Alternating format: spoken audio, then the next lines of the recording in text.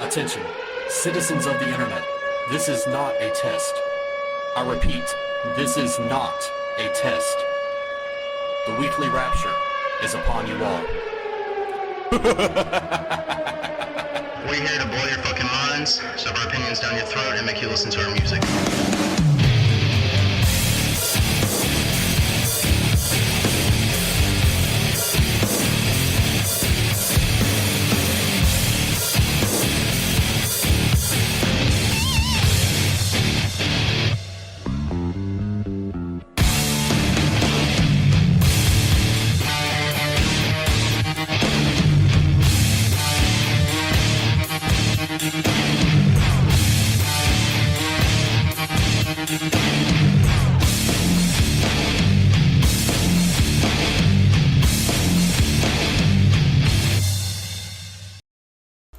Welcome to episode 19 of the Weekly Rapture. I'm DJ Hans, and I'm here with Exit Benny. Yo. We have a very, very special show for you guys tonight. We have returning guests, Lucious, Chronicles of Buttered Toast guy. We're going to be playing episode 10 of the Chronicles of Buttered Toast. But the main attraction tonight, we are going to have Jon Bailey, or also known as EpicVoiceGuy from YouTube. He's done so much stuff, guys. Like, this guy, he is a professional voice actor. He's been in so much stuff. He started with his stuff as with his projects and stuff in 2008. His projects include the Star Wars, the Clone Wars, toy commercial campaign, several voices from the Clone Wars toys, characters in motion comics and web animations, the voice of Texas Steakhouse and Middleburg Bank, and the music and the movie trailer announcer for dozens of games, TV series, and movies. He aspires to create memorable characters in network animation one day. But this guy, he's an amazing voice actor. Apparently an amazing guy from what I've heard. But he'll be with us at 7:30, and we'll have that coming to you here in just a little bit. But other than that, guys, that's pretty much it. We have Jon Bailey, we have Lucious, Chronicles of Buttered Toast, we have Exit Benny. Maybe he'll come up with some stuff, and but we're going to get back to you guys on that. We're going to take us a little 5-song break.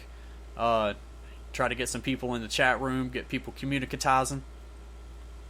Communicatizing. Communicatizing, whatever, yeah.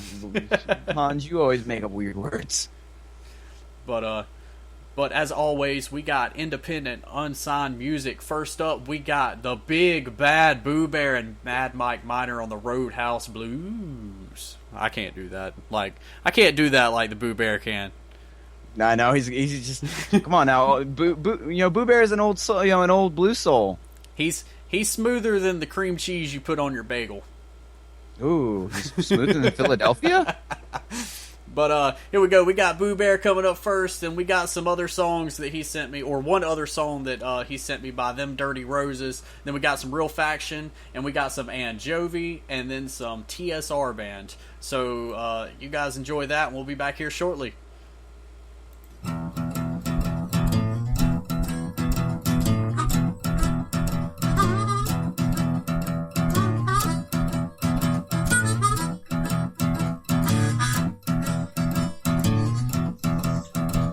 Your eyes on the road, both hands upon the wheel. Keep your eyes on the road, both hands upon the wheel.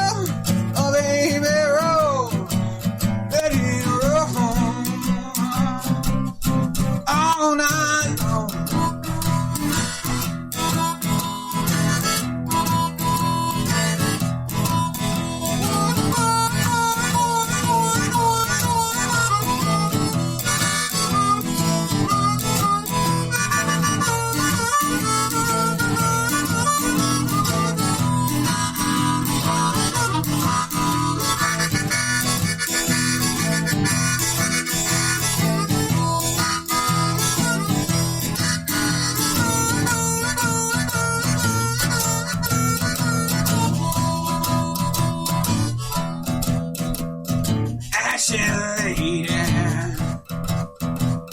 ashen lady,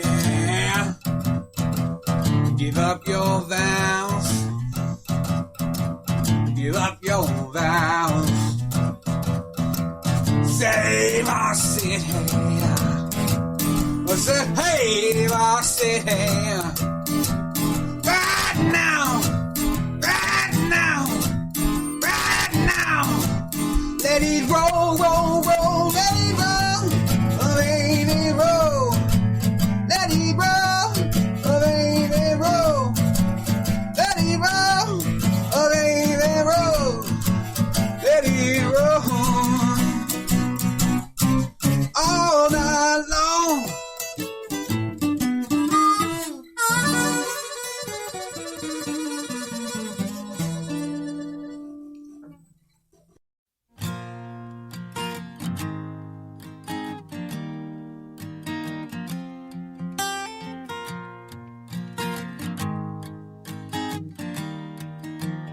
Well, 2 years ago when I was just 20 years old, well, let me tell you what happened to me. I had a girl who I truly loved, yeah, we were happy as we could be. We had a house, a picket fence, we had a tire hanging from a tree. Everything was just as good as gold until I caught the bitch cheating on me. So give me back my cocaine, give me back my whiskey. Forget about the time when you almost missed me. Give me back my t-shirt, give me back my jeans. Give you back your hand when you give me back my ring. So give me back my ring.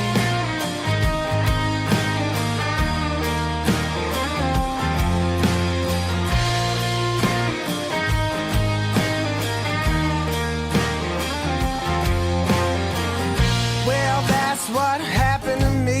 I guess it happened all the time. Every time I think about that dude in my bed, I start to cry. But I gotta keep my chin up, keep my head held towards the sky. The same way she had another man, I had another girl on the side. So give me back my cocaine, give me back my whiskey. Forget about the time when you almost missed me. Give me back my t-shirt, give me back my jeans. Give you back your hand when you give me back my ring. So give me back my ring.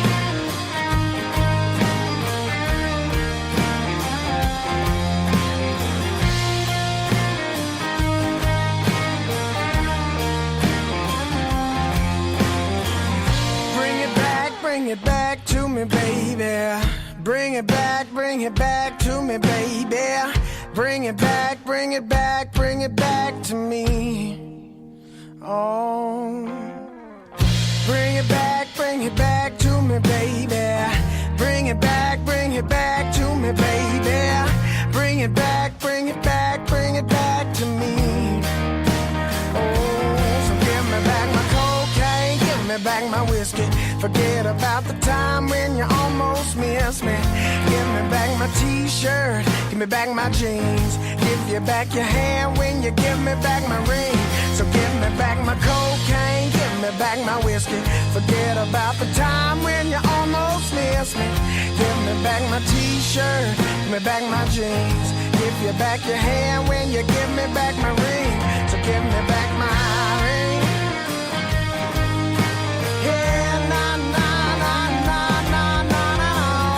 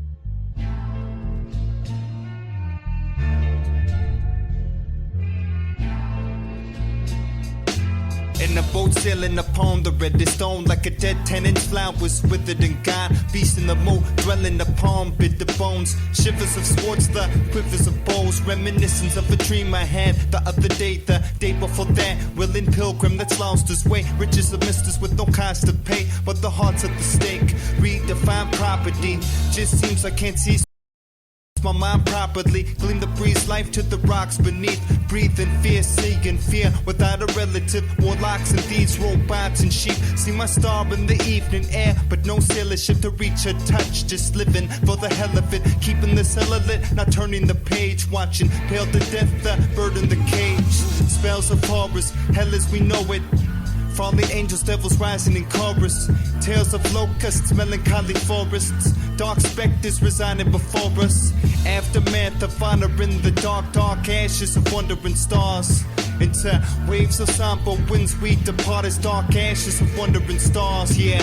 At last, soul treading upon soft soils finds no love loyal but higher ups. Foiled when the rain doesn't fall. Who could you call equal as you find under the dirt, the root of all evil? But he sits in whatever shade given to him stays in place through the days, stemming to end the withering stem in his thoughtful hours. The colossal tower over the slothful flower, and so it is the story of odious needs. The resting our ease to the copious of weeds. Agreed that the flourish of water won't feed the flower taught the atone breeze of autumn even lost in sea. A still level they reflect till the shrivel of every chill. Pedal is a wrestle I can live on my feet or cower the tall. Staring upon poets and flowers and flowers of fall.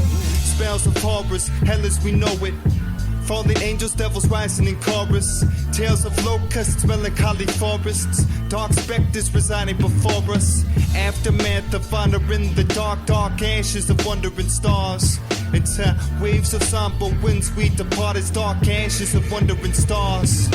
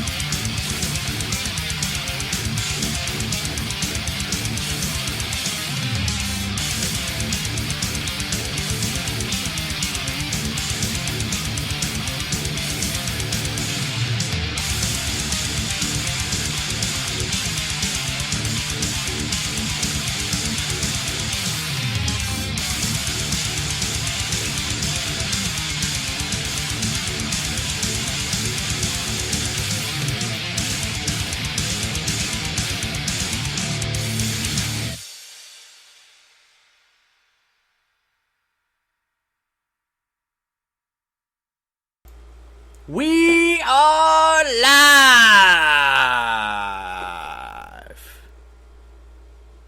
Do you feel like that was Boo Bear worthy? Nowhere close. Nowhere close. I gotta get some more bass to my voice. Yeah, you don't have the cadence for it. Hey, dude, you don't tell me how to live my life.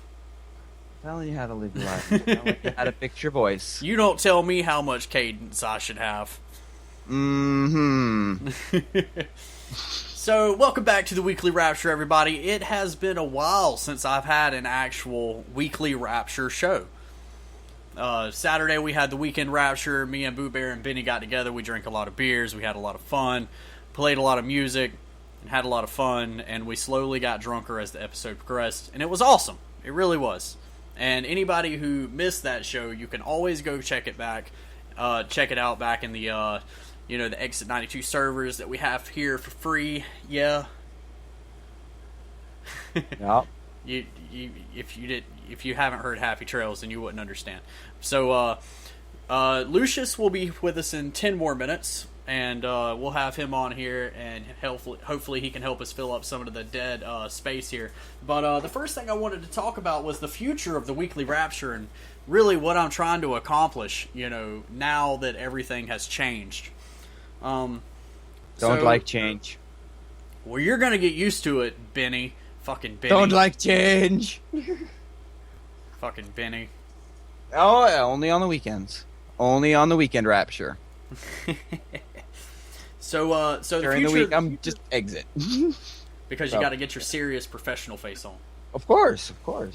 Okay, so the future of the Weekly Rapture. Now, as you have noticed, I'm doing shows on Thursdays and Saturdays. Saturday was the show spot reserved for Mac Attack show, but as Mac Attack is not doing shows on Saturdays at this very moment, may he get back up with us soon. I hope that he can get back going again, because I love the Mac Attack show, and if you don't like the Mac Attack show, kill yourself. Please don't. We don't. Here at Exit 92 Radio, we don't advocate suicide. Yeah, don't do that. I'm just kidding.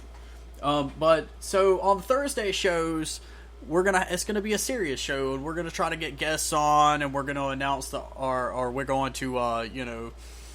gonna announce the artists of the weeks on Saturdays from now on. We did miss a week, but I'm sure that everybody will forgive us, as the program only lasted 1 week. But still, congratulations to our first week winner. Right. Visceral Sounds. Yes.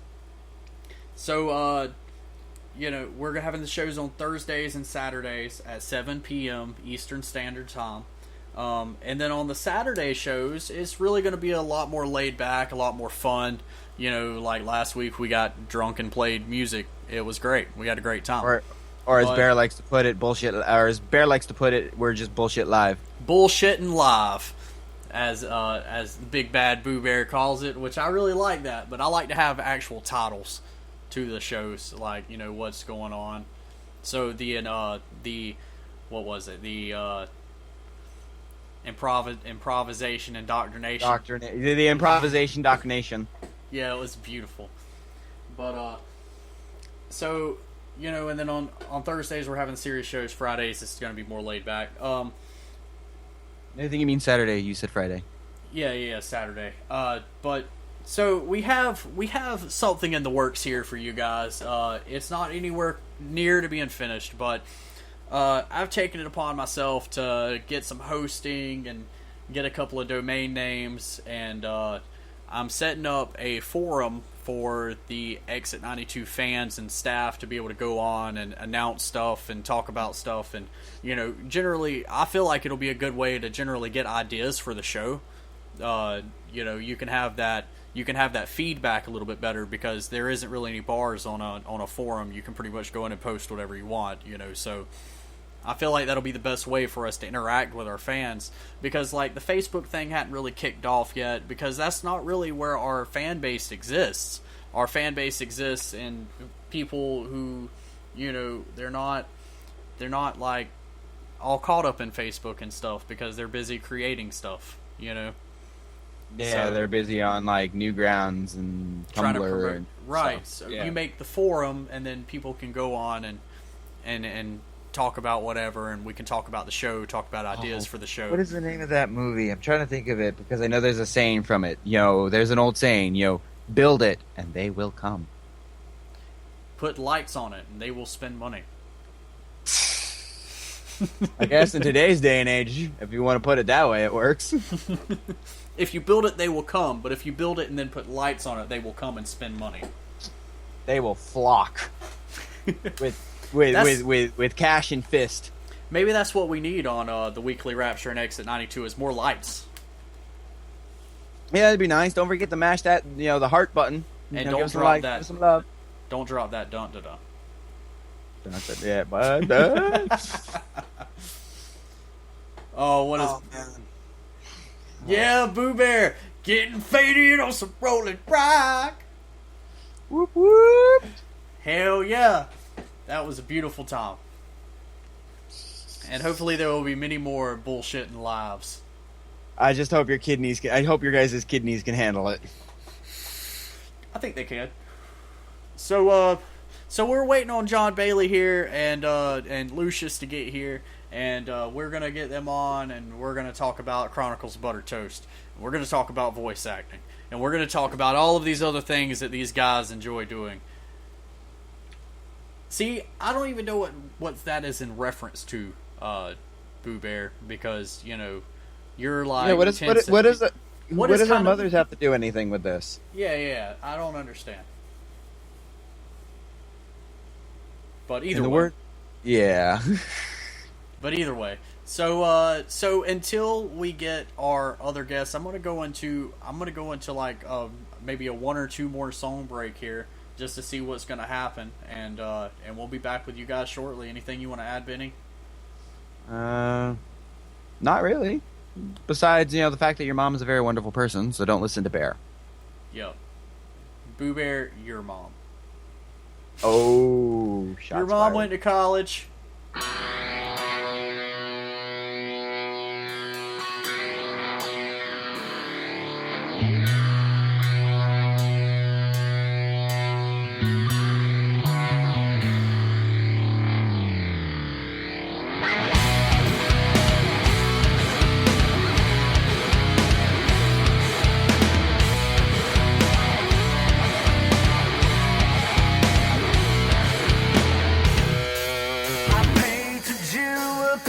But I never made the wall.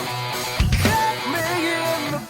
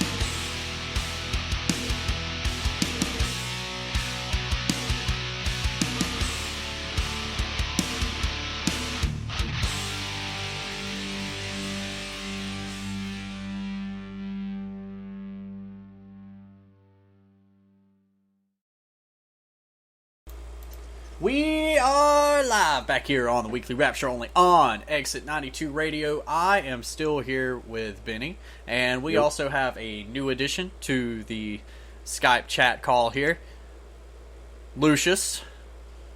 Hello again, people. How are you doing today, man? I'm doing great. How are you? I'm doing excellent. I really am. Super excited. Super excited. I cannot wait for Jon Bailey to get here. Like, I'm gonna be honest, I did not know who Jon Bailey was before I met both of you guys. But I have went and watched, like, quite a few of his YouTube videos, and he seems like a pretty chill dude. And he does excellent voice. He does excellent voice impressions.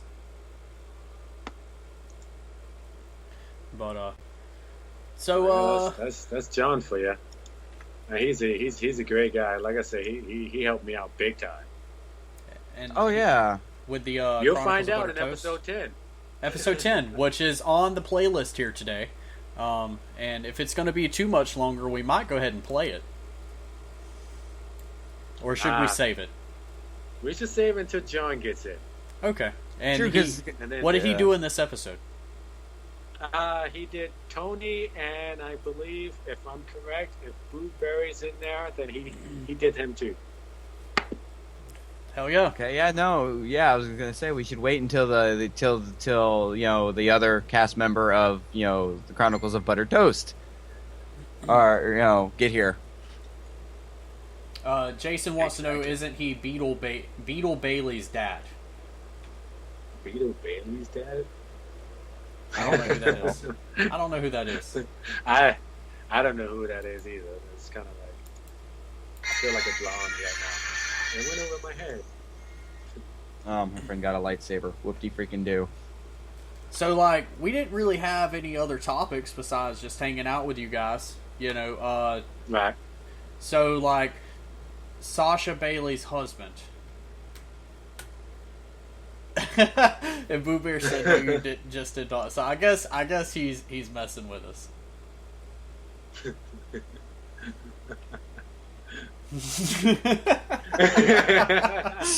Boo Bear says no, you just fucking did not. No. No. I'm waiting for Bear to give us that good old fashioned Darth Vader. No.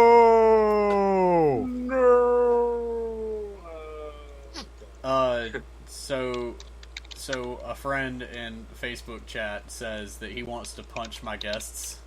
I don't know why.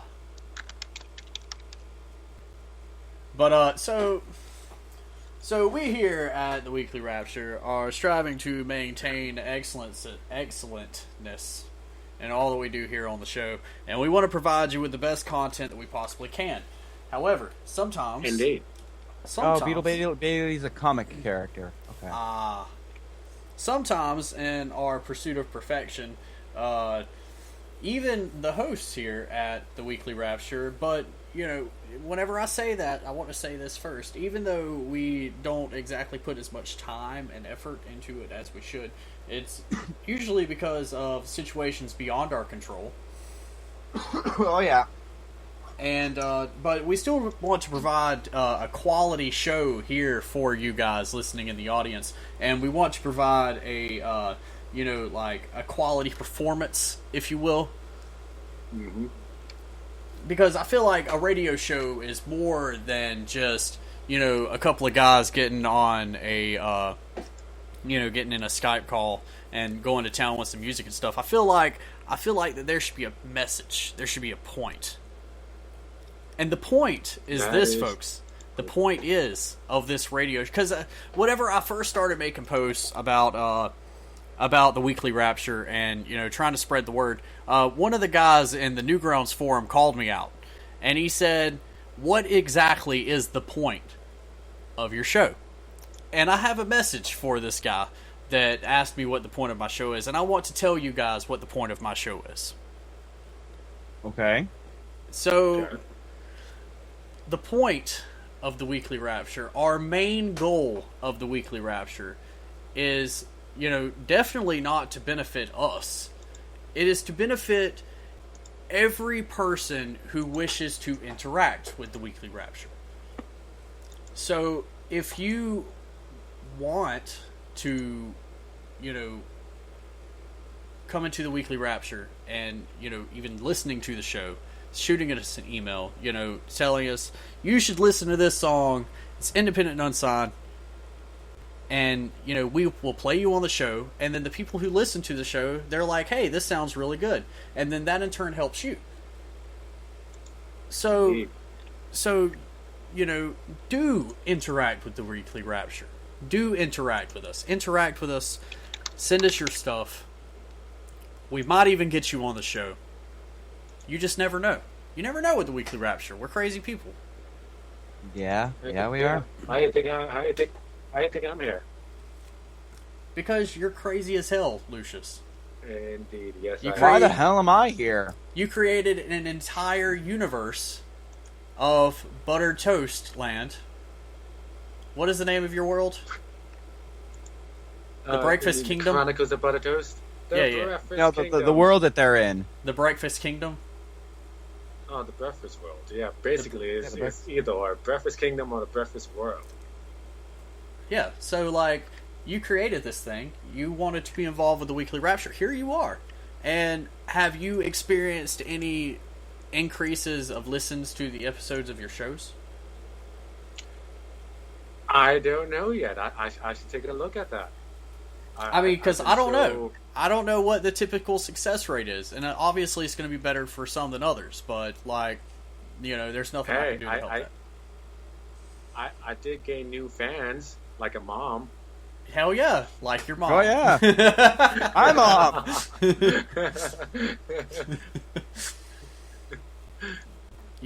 And then you definitely got the download hits for me downloading it for sure. And then you have the entire Exit 92 crew, basically fans of the Weekly Rapture crew, fans of your web show. Definitely. Jason said that we should play Madonna again, and I'm going to reiterate, Madonna sucks. You want to know what's interesting? What? A new guy came into the requested the invite for the Chronicles of Buttered Toast fan page, and I looked at his name and I was like, okay, must be a fan, whatever. And usually, before I add people, I go on their page just to see who they are, to make sure they're not spammers and everything, and to see if they got any friends of mine that I know. And so the guy is he's friends with 2 voice actors that I know, big time voice actors. And right on his intro, right here, he says that what he do as a job, that he's a marketing manager at Ubisoft. Oh, nice. Hell yeah. And I'm like, Ubisoft, it's that gaming company. So I go, sure, okay, I might as well add him in. It's like, hey, if somebody from Ubisoft wants to add me, why not? Hell yeah, that's what's not? up. Hey, so Nick wants to join us here for a minute, or Big Bad Boo Bear. Right. He wants to join us here for a minute. So let me get him here in the Skype call. So I did some major work on my background audio. Now, hey Bear, what's up, Boo Bear? You don't know who Beetle Bailey is. Here you we go. You don't know who Beetle Bailey is. Are you serious? Dude, I don't know who Beetle Bailey is. My God. Wait, is it an artist? No! Who is Beetle? No, it's not. Oh, it's a comic book character. Yes! Yes, it's a comic. It's an American comic strip. Beetle Bailey was like the greatest comic strip. Dude, if I saw it, I might remember it. Hold on, I'm sending you a link. I only have a moment, but I had to get on here and... What is... Are you even American? Am I American? Are you? I've been on Real America Live, so I must be American enough. I'm about to change fucking green card. What is wrong with you? Beetle He's Bailey not was like the greatest American. comic strip in all of Sunday newspaperdom. Oh, it's a Sunday news. Okay, I know. That explains everything. Yeah, I know that character. Yeah, he's like the shiznit dog. I just didn't know his name, man. Just one of the most iconic, lazy comic, strips of all time, and you don't know his name. Okay, I just, it's all right, I get it. Hey, Nick, Huh. you want to be closing for the next week? Well, I must be going now. Fucking asshole. Can't be doing that shit. Remember, I know where you live. Hey, I know where you live too, big boy. Later on, man. Wow. You guys are horse. Hey, play some Madonna. Hey, Nick. I mean, Boo Bear. Shut your whore mouth. Play some Madonna. Ah, he hung up. All right. So, I'm still not going to play any Madonna. Am I right, guys? So, Mr. Bailey.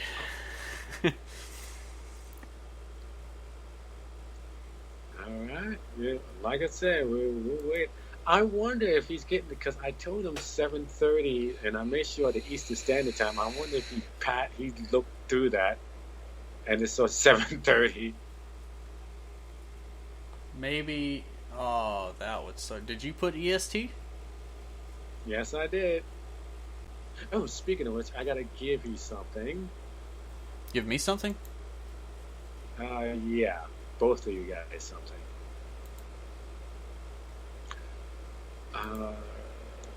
Okay. Here. I'll link it to you, but it's something like that you're not gonna air. So I got a demo here for Jon Bailey voice samples. We could listen to that. Okay. It's from his Alright, so here we go.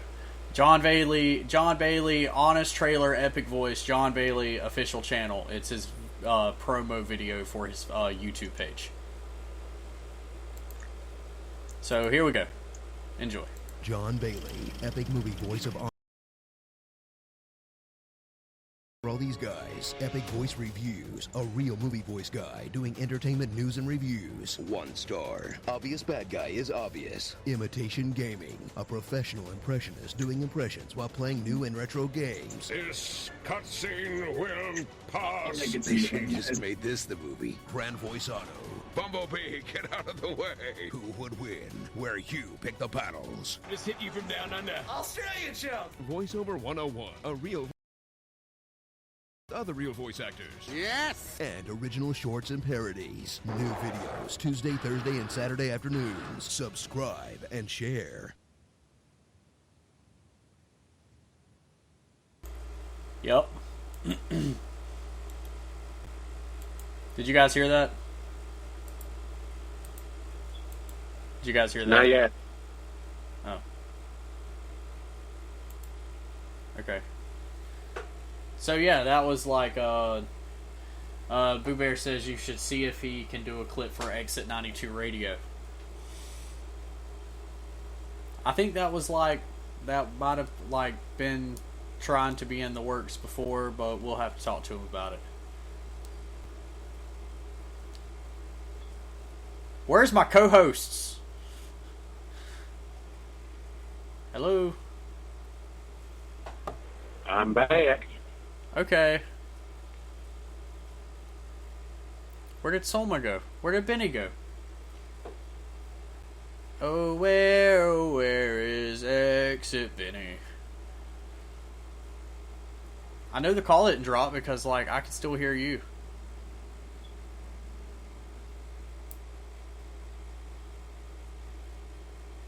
James Roll said they died. So we're still waiting for Jon Bailey to get here. So while we're waiting, I think we're going to go into another little 2 songs here, and we're going to go into another little 2 songs here, and we'll be back with you here shortly. So we got Larry Nacho's Exit 92 Double Shot.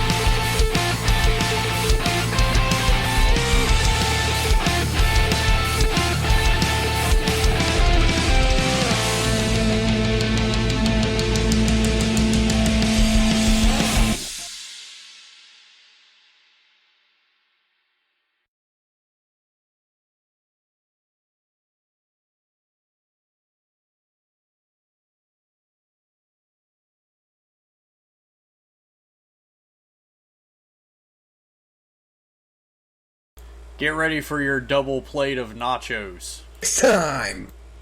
It's time for an Exit 92 Double Shot.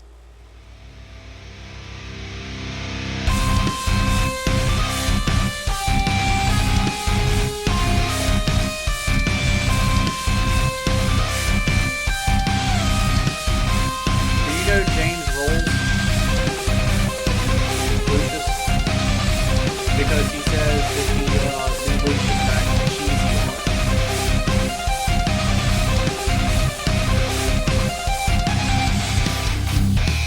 Do you know this cheesy art? He said he grew from there.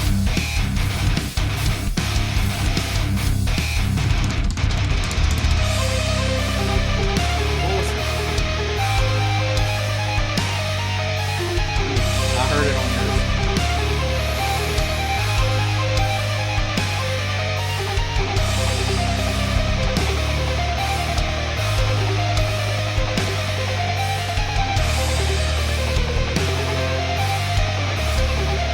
My bad, guys. I did not mean to have my mic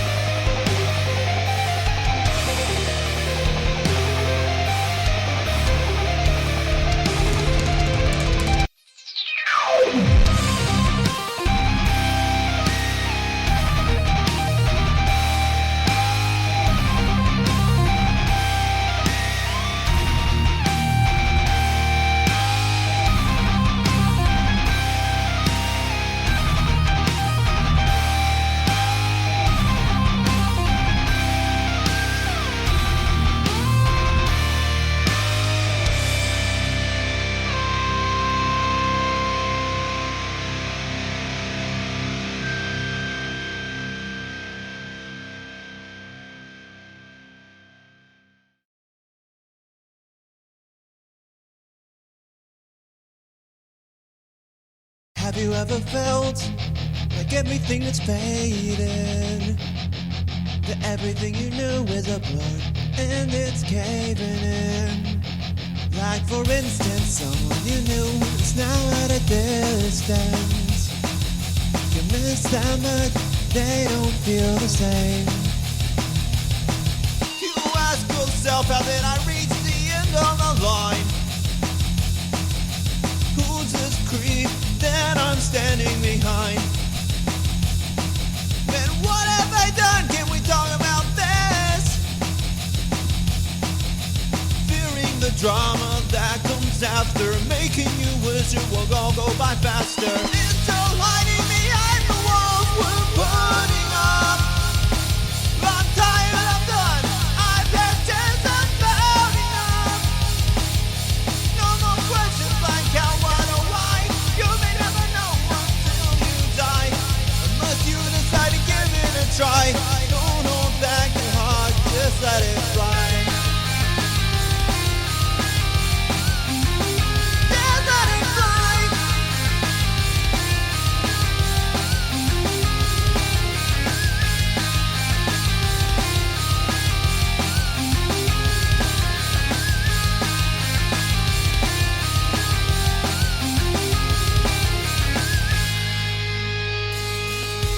Years go by and most of us move on, but some of us are sleepless till dawn. We wonder why did all this go wrong, wishing we could all just get along. Life is too soon to stay at home. Bottle up these things, you're not alone. And they could be doing the same for all we know. So let's take action, put our feet forward, speak up and go, that's what we live for. What's the worst that can happen? Rejection. Our legs are giving out so we can't stand the shockwave of words we really don't wanna hear. But will we let our lives be controlled by fear? I've made up my mind, I'll make a bold statement, then I'll walk away, try to forget. Unless you pull me back and never let me go. A dream is a dream, how do I know? It's all hiding behind the walls we're putting up. I'm tired, I'm done. I've had tears about enough. No more questions like how, what, or why. You may never know until you die, unless you decide to give it a try. Don't hold back your heart, just let it fly. Just let it fly. Just let it fly.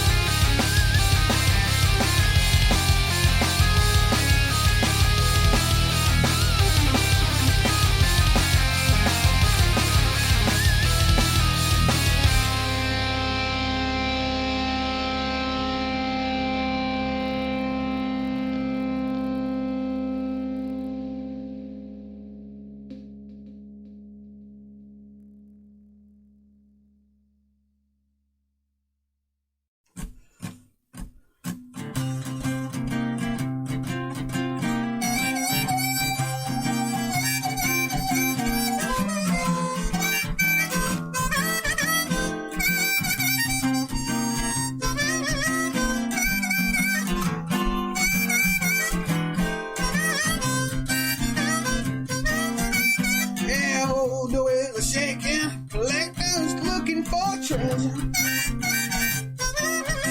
Saying we owe $1,000, things won't get no better. Say we ain't home, no more money, it's all gone. We ain't home, we ain't home. Yeah, we ain't home. Ah, we ain't home. Yeah, we ain't home. No more money. Ah, it's all gone.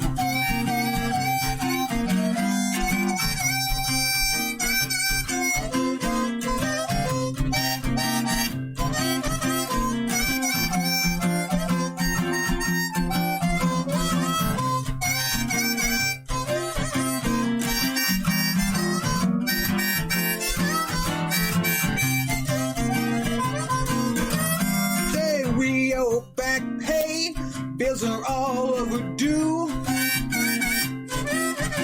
Yeah, car's been towed away. Says we're coming for you. Yeah, we ain't home. We ain't home. No more money. It's all gone. Yeah, we ain't home. Yeah, we ain't home. Yeah, we ain't home. No, we ain't home. Yeah, we ain't home. No more money. It's all gone.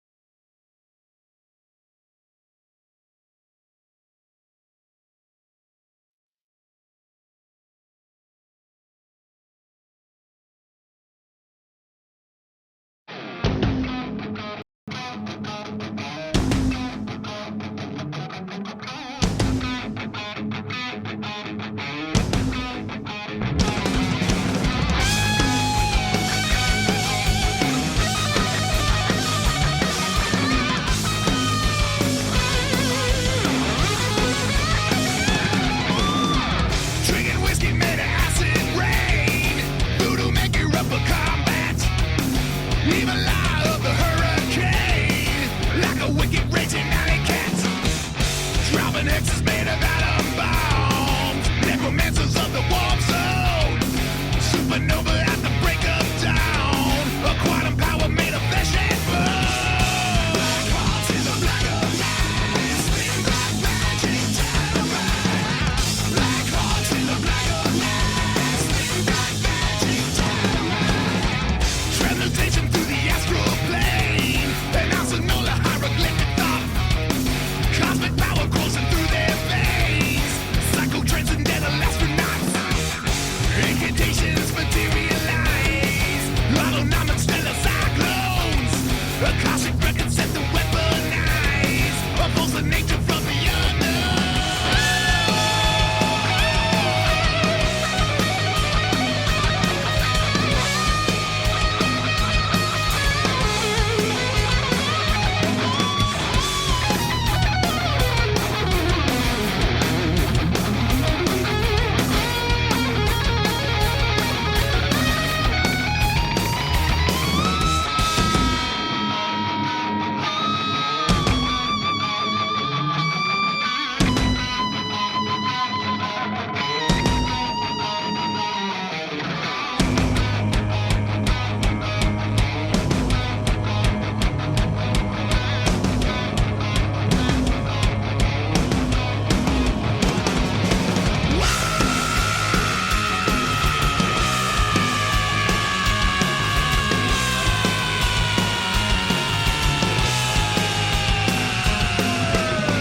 Drinking whiskey made of acid rain. Voodoo make you up for combat. Leave a lie of the hurricane. Like a wicked raging alley cat. Black hearts in the black of night. Spin black magic dynamite. Black hearts in the black of night. Spin black magic dynamite.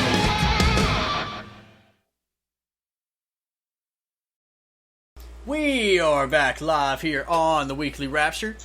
I'm here with Exit Benny and Lucious eating strawberries. Yo, eating strawberries. Nom nom nom nom nom.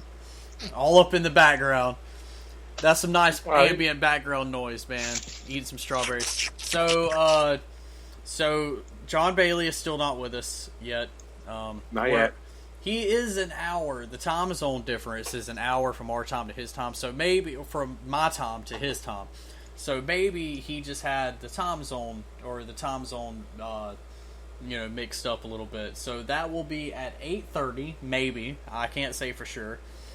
But so hopefully we can get that all set up here shortly. But in the meantime, we're gonna play. We're gonna have a contest. We're gonna call the speculation contest. Oh, fun. So, who wants to explain the rules of the speculation contest? Okay. Basically, how the speculation contest works is Hans, Lucius, and I are going to speculate on what is taking Jon Bailey so long. And, when Jon gets here, the person that speculation was the closest wins. So Jon would have to tell us what took him so long, and whoever speculated the closest is the winner. I'm gonna go. Can I go first? Go for it. I'm gonna go with time zone difference. Okay. I'm still in your response, Lucius. See, I'm gonna go, and I'm going way off track here. See, he's on his way home. He gets a flat tire and attacked by ninjas. Attacked by ninjas. Okay. I have a theory of my own. Okay. He's being attacked by Decepticons. He's Well, being did I attacked by mention Decepticons. that they are not just any ninjas; they're ninja zombies. Decepticons are still worse. Ooh, John's green. He's green.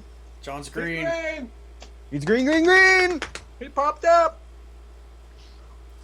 Hi, John. So apparently we got Jon Bailey in the chat room. So we're going to play one more song here for you guys and get him all set up. And we will be back with you shortly. Enjoy this one song.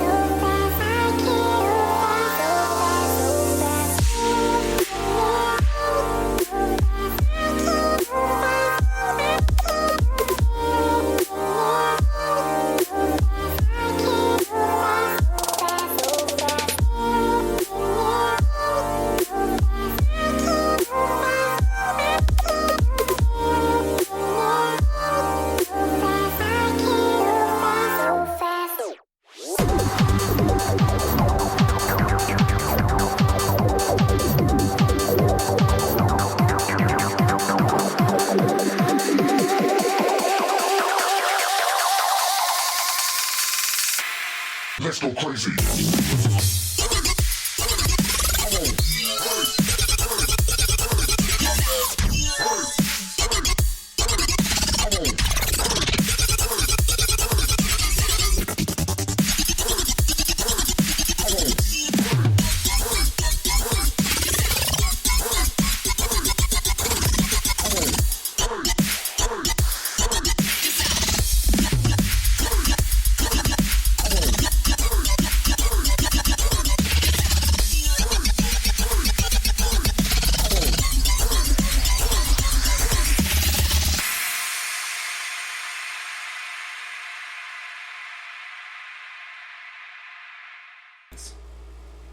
We are live back here on the Weekly Rapture. We have Jon Bailey in a... Alright. We had Jon Bailey in a call. Let's try this again. We are in the process of trying to get him live on the air with us. And, yeah. So we're working on that actively. I mean, he should be brought into the call if I Well, so Hans host, he has to call him. Okay. So Hans, when Toast brings Jon back into the call, click the button to call him. Okay. He's already in there. From what I see. Okay, hold on. Add people to this call. Jon Bailey. Add to call. There we go. That should work. Are you here with us? You will be. Yo. He will be. Hey, he Jon. is here. What's up? How's it going, man? Hey, Welcome to the Weekly Rapture. Busy as always. Busy as always. I completely understand that, man. Definitely do. But, this is the story of my life. See there, Han, I was telling you about his German scientist accent that he does. I love that accent. I'm not a scientist. I work on the dogs. Oh, okay, that works too. Yeah, but long time no talk, John. I haven't talked to you in a good long while. Thank you for coming on to the show. What's up? No, I haven't talked to you since the Dish Out interview, actually. No idea what you're talking about, but yeah, okay. It's Soma. We used you did an interview on the show The Dish Out. Like I've done like hundreds of things. Sorry, man. It's all good. At least I remember who you are. Okay, thanks. I guess. Sorry, I don't mean to sound like a jerk. There's no way I'm going to remember everybody. It's all good. You see, the plus thing, if anything bad happened on that show, as you see, he forgot all about it. Exactly. So I knew. That's the positive. There we go. So welcome to the Weekly Rapture, Jon Bailey, or as a lot of the people that I've told to come and listen to the episode, the YouTube channel, EpicVoiceGuy. Thank you. I can honestly say I did not know who you were until probably a couple of months ago. Whenever I met Lucious and Benny here, and they made mention to you multiple times. I heard nothing but good things, man. I heard that you had an amazing talent as a voice actor, and you've done so much stuff with that. Lucious really spoke highly about you with your voice acting, and I listened to a lot of your stuff on YouTube, and it sounded amazing, man. We was kissing his ass. That's what it was. Jon Bailey, that guy's a god. I can't believe this guy. Yeah, Hans, your eyes are looking a little brown there, buddy. No, man. No, because this guy, he has a talent. He uses it, and it really shows in the quality of his work. Oh yeah. I have a very particular set of skills. Oh, Liam Neeson. But God, I love this guy. But basically, I wanted to get you on the show because you started at the bottom just like everybody else, correct? Wow, whoa. Jeez, start at the bottom, man. Oh, thanks for nothing. I was a lonely orphan eating mud. No, I was going to say I was bitten by a radioactive spider. I didn't start at the bottom. I wouldn't say that. He wasn't. It sounds better if I say he came from humble beginnings. There we go, humble beginnings. There you go. John, if I remember correctly, before you started voice acting, weren't you a forklift driver? I was. I did forklift work, and I also worked at Chick-fil-A and other restaurant stuff. Okay. Mm-hmm. Yeah. See, he's describing my life now. Hey, you got to start somewhere, right? You have to pay the bills. You got to do a job, even if you hate it. Exactly. Exactly. Even if you smell like raw chicken when you come home. Oh. Gotta love the raw chicken smell. I mean, you've watched Micro. There's plenty of other worse jobs you could be doing. True. Like cleaning toilets. Oh, that's true. Been there. Get vomit off the floor. But so we did listen. I feel like you're waiting for me to be entertaining. I really don't have the energy to just fill in blank gaps. Sorry. It's all good. No, that's fine. It's all good, man. We understand. You work and everything else. You're probably exhausted, and yeah. We really just wanted to have you on the show, man, because you sounded like a cool guy, and we wanted to have the opportunity to talk to you a little bit. See if you had any advice for Obviously, you're from my neck of the woods because I recognize the accent. So you're welcome. I appreciate it. No problem. Hey, man, also he's on episode 10. Yeah, and I'm on episode 10 of Chronicles of Buttered Toast. I believe that's one of the episodes you were in. I don't know which one I was on. He's like, I do so much. I remember the name, but I have no idea which one I worked on. Well, Lucious seems actually his debut character when he did the mafia boss, Tony. Something like that. I'm not sure. I'm not 100% on that. Yeah. I mean, Oh, there are people that take screen caps of me and on the big screen in theaters from some stuff that I worked on, and we don't even have those theaters here, so I've never even seen it myself. So this is just one of many things that I've been told that you can hear me on, and I've never actually seen or heard. So, like, I did want to see if you would give us a little voice acting sample, like of some of the, like a showcase of some of the voices you could do if you had the energy. Well, I mean, I could talk about my background and maybe get into that. I keep waiting for the interview to start, or do we just stand around and talk with awkward silences in between them? I'm sorry, we're just all like super excited. We had this all planned out. Now that you're here, we're all the silence starstruck. doesn't sound so exciting. It's just, maybe I'm just confused.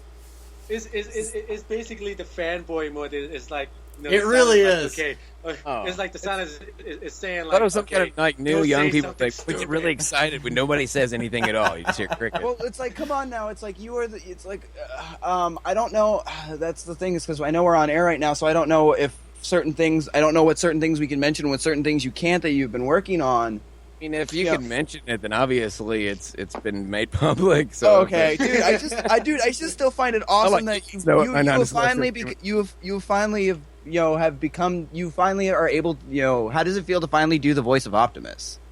Well, just to be fair, I've been doing the voice of Optimus since I was like 5 but years I mean, old. Like professionally to work to do the voice of Optimus Prime officially for Hasbro and Transformers for something.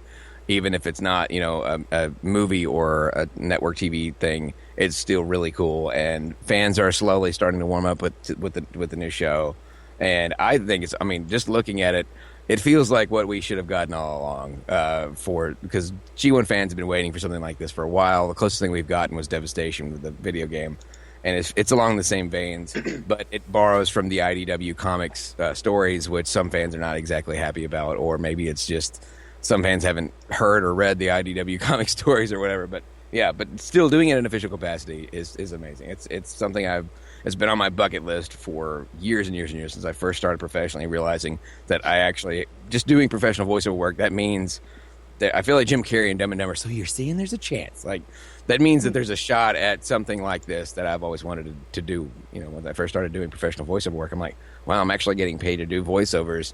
Maybe it is possible for me to eventually get into something that I've always wanted to do like that. So, yeah, it worked, and I didn't have to audition for it. They just directly said, "We want you to be the voice of Optimus Prime." So that's always fun when I don't have to actually try out for it among hundreds of other people.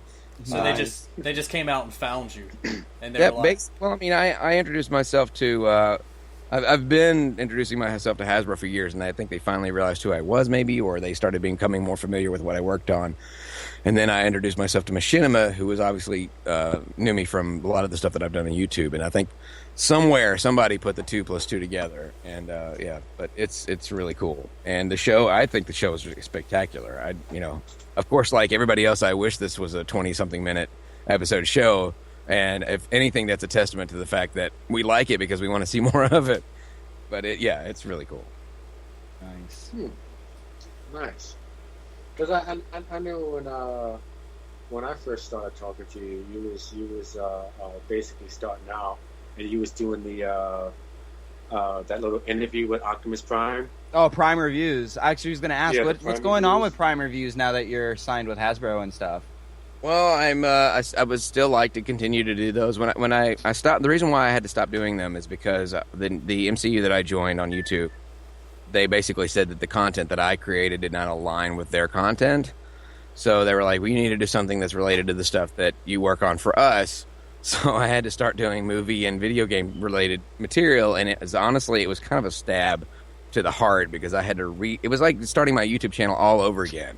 And if you know anything about YouTube, if you started after 2007, you have an extremely uphill battle to climb in order to be successful at YouTube. And so starting only 3 or 4 years, about 3 years ago, having to start over from scratch only 3 years ago, 2013, that's a terrible time to restart a brand new channel or restart your own channel. And the hundreds of thousands of views I was getting for something that was much easier to create and, consistently, I could put out content fairly quickly, to move to something that takes a lot more time to edit and a lot more time to come up with and plan, and requires me to go see more movies than I usually do or used to.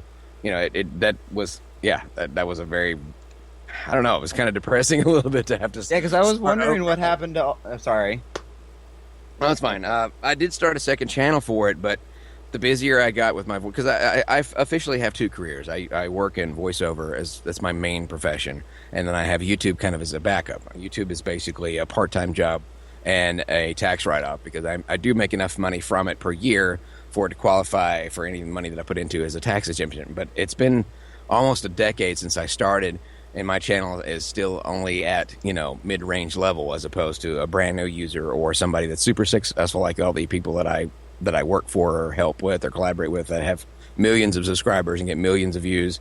My videos still barely break, 4 or 5 digits. But sometimes I'm lucky to break like 10,000 views a video, which is good for the average or the brand new user, but not so much for somebody who's trying to make a living at it. There's no way I could do what I'm doing now without the voiceover career and become successful. I would be bankrupt in no time. So, I would love to get back to those, and I started a second channel for them. But when the voiceover career kind of blew up a couple of years ago, which is right after I created the second channel and stopped putting that content on my main channel, I got so busy I just could not seem to get back to it. And now that I'm officially working for Hasbro, they want to pre-approve everything, so I have to run everything by them first to make sure that this is okay and this and this and this. And it just seems like a lot more red tape to go through. So I'm still trying to pitch them the idea of doing it, but I may have to finagle some things around and do something. Mainly, they just don't want me doing the character that I'm doing, for them, doing other things without them checking it out. So that maybe I could do a character doing it or something, but it's still, I feel like there's still life left in that idea, and that's kind of been the root, the idea behind a lot of my original professional content. I don't know if you guys have checked out any of the stuff I do on Instagram, but it's basically me playing a character doing something that they normally would do. So it's character and character kind of thing. Yeah. Optimus reviewing himself, In fact, that's even my reviews are the movie trailer guy that does movie trailers, reviewing the movie himself, which it's all kind of the basic same concept. But I would love to still get back to that, and I still do the reviews, the imitation gaming videos that I do where I have characters playing their own video games. I still do a imitation review every once in a while where I do a character reviewing their own toy. So I do plan on getting, the window is still open. The door may be shut, but the window's still open to keep doing that. And I left that open on purpose in case I could ever bring it back, because they were like, you need to change your content to do movie and games. But, what if there's a new Transformers cartoon coming out, or what if there's a new Transformers movie coming out, and all of a sudden what I did back then is relevant again, you know what I mean? Yeah. Also, I saw your Honest Game trailers for No Man's Sky. I thought that was hilarious. Well, thank you, but I haven't even played the game. I've been vaguely playing even familiar with that one. Oh, when because I watched the thing, I watched your video on it, and I've been playing it, and the one line that you got that was actually correct was the only thing that got correct about the game was the crippling loneliness of space.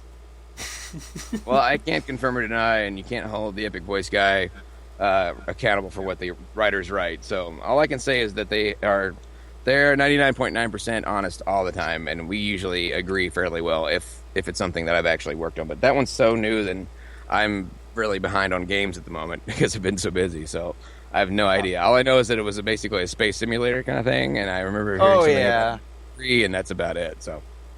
But the other thing that I know that Hans and I were really interested in asking you was, what was it like to work with Ryan Reynolds on the Deadpool's Honest Trailer video? Oh yeah. Well, when I actually work with Ryan Reynolds, then I'll let you know, because he was in Europe at the time. So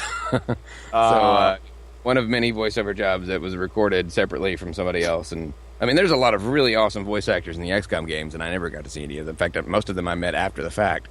So, yeah, that's just the way most things are done. They don't record it together in studio. I'm sure he would have if he had been in town, maybe. He seems like a legit cool dude. Okay, because we didn't know if you worked with him, like recorded him or talked to him before you recorded. No, we're like, he was legit interested and willing and like involved in the making of it. In fact, we had to keep it a secret from the fans for like 3 weeks. But he was in Europe filming at the time on a completely different time zone, like a really, really opposite time zone of us. So I remember getting a text message from Andy at like, I think it was like 2 or 3 in the morning. And he was like Ryan Reynolds had asked him to ask me about some sound equipment that he had found some local guy had in order to record some pickups, and would the quality be good enough or whatever. I was like, oh, Ryan Reynolds wants my opinion. That's pretty cool. But that was literally my only involvement directly. And I think he liked one of my tweets or something. Yeah, but hey, you know you're important when Ryan Reynolds comes to you for advice. Yeah, of course. I played it up on Twitter like best friends, but yeah, no, we've never met. Okay, so that was just kind of a schmoozy, kind of like a schmoozy kind of act going on. Well, yeah, I mean, if you want to be buddies with The Rock, you got to be Nick Mundy. You have to kiss your way up to the top. And I've never been fond of brown nosing. In fact, when I used to work a regular job, and the only way to get anywhere in the job was to actually like kiss people's butts. I was like, you know what? I'd rather get paid less than kiss somebody's butt, and I'd rather work my way there. And now in this business, you have to be nice to everybody because it could affect your job. I'm sorry, I'm all over the place. I'm sorry Hans, if you have any questions. I'm not meaning to ask everything. Oh, you're good, man. You carry because on. because there was something that I was telling Han about from the last time I had an interview with you, and I remember you showing me your tattoo. Yeah. Yeah, your Decepticon tattoo. Mm. How does a Decepticon get the job to play the Autobots leader? I've always liked the color schemes of the bad guys. I don't know why. Shockwave was always my favorite character, and he's not a good guy, but he was. In fact, awesome. If anything, he was at least in the cartoon / comic version of the story. He was really the only one that ever peacefully led Cybertron. I mean, they may have depleted Cybertron's energy, but for quote unquote millions of years, while they were all deactivated in a volcano, Shockwave was holding down the fort. And so, if anything, he's been the leader of all Transformers longer than all the other Transformers leaders combined.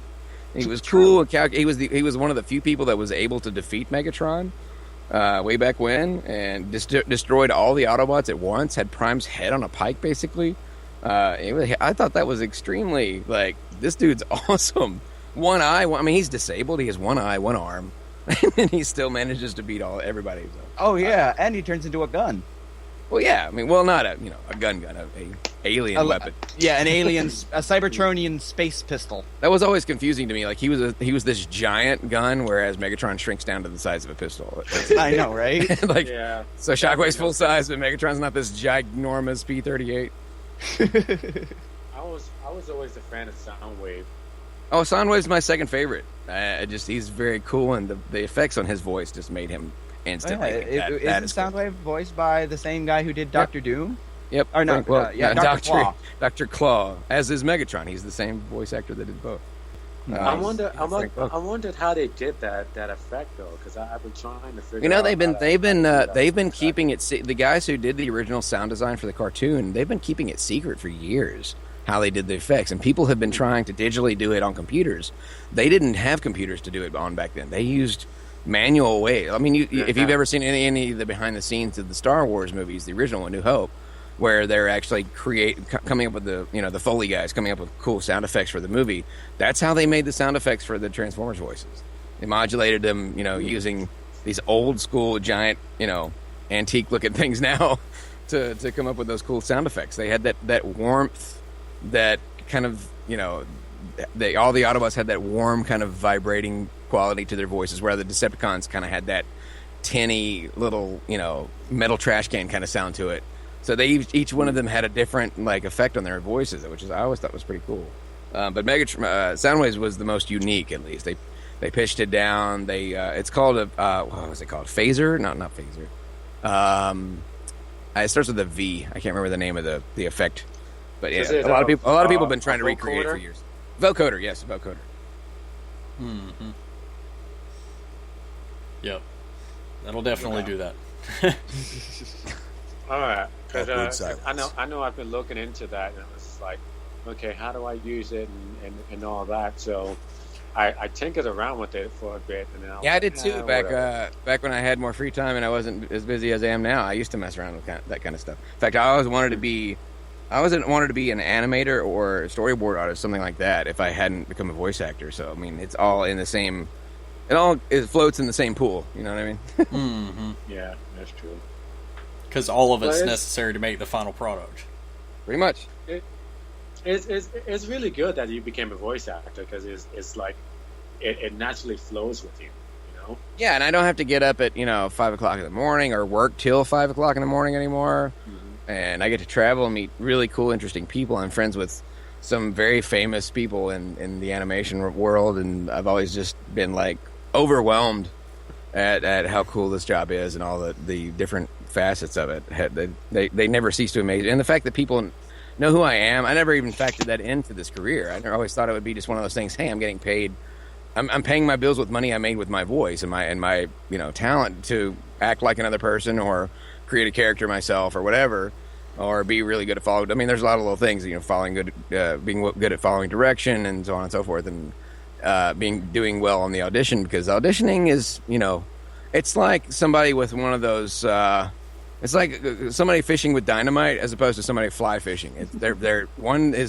One, you're guaranteed to catch something. You're going to blow a hole in the water and something's going to float up. The other one, it takes a lot of skill in order to fly fish. You know what I mean? You have to be very careful with it, and it's much more difficult than normal fishing. That's what the auditioning process is like. The reason why is because imagine yourself in a lake that's the size of, I don't know, a ball field. Now imagine there's 1,000 people all fishing in the exact same spot, and there's only one fish in there. That's auditioning. So being good at the auditioning process, there are all these things, but becoming known for something and becoming semi-famous for something, that never even entered in my mind as part of the equation. I really didn't even think about that. I mean, you don't make money from being famous, but you do gain notoriety, which opens more opportunities to do more work, and it's all about getting more work so I can pay the bills. So, I'm thankful that people know who I am and want to do this and want to interview me about my life, which I'm really just a boring person with a cool job. So, actually, I wanted to ask you. This is I know. Sorry. Okay. I was just gonna ask really. It's much more fun. Just all three of you talk at the exact same time. Well, no, because I was going to ask a question, and this goes back to your older YouTube days. Do you still talk to Sean X Long? Oh yeah, we're still great friends. We hang out at conventions every time I get the chance. I've been trying to get to Sacramento for a long time, but just work doesn't really allow it, and I don't really like, because I have a large family. We have 4 children together. I don't like leaving her with all the kids in order for me to go hang out with my buddy in Sacramento.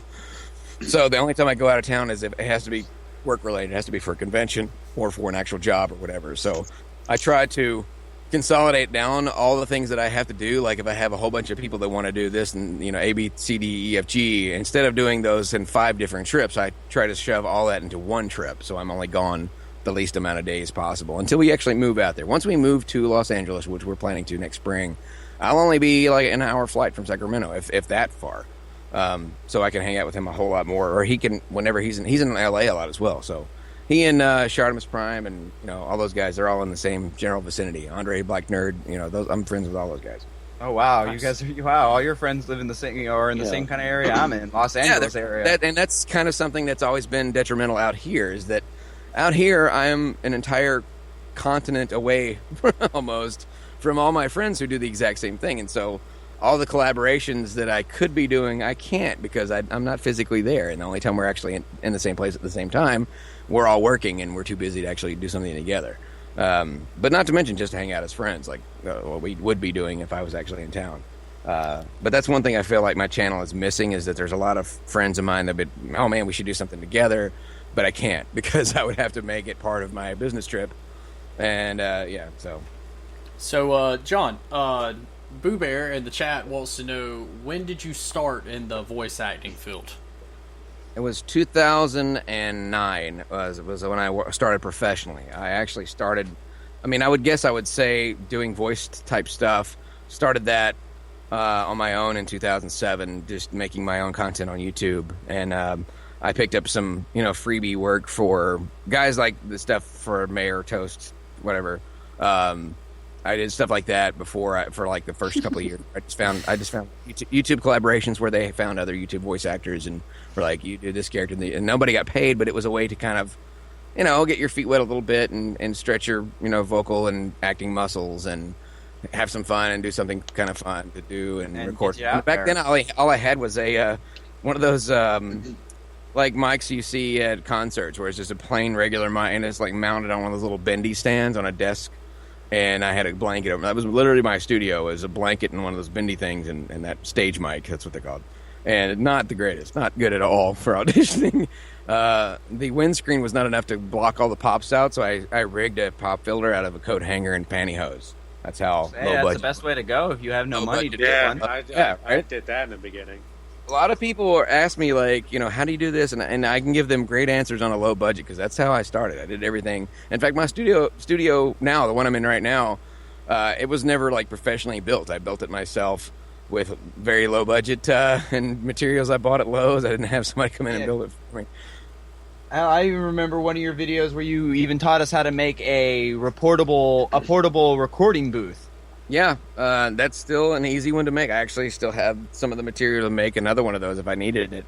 But I finally had the money to upgrade to the Chaotica Eyeball, which is a really awesome... It's like taking a studio and building it around your microphone as opposed to building it around your body. And with the little Apogee MIC, same mic as the cheaper one, my cell phone, and that's pretty much it. Just that Chaotica Eyeball thing. And I'm surprised at how well it works, including... like at hotels where there's some noise you just can't turn off. I mean, there's always either somebody showering next door, or there's some kind of background noise. There's a fridge somewhere where you have no idea how to unplug, or you can't. The furniture's bolted to the floor where you can't move it and unplug things.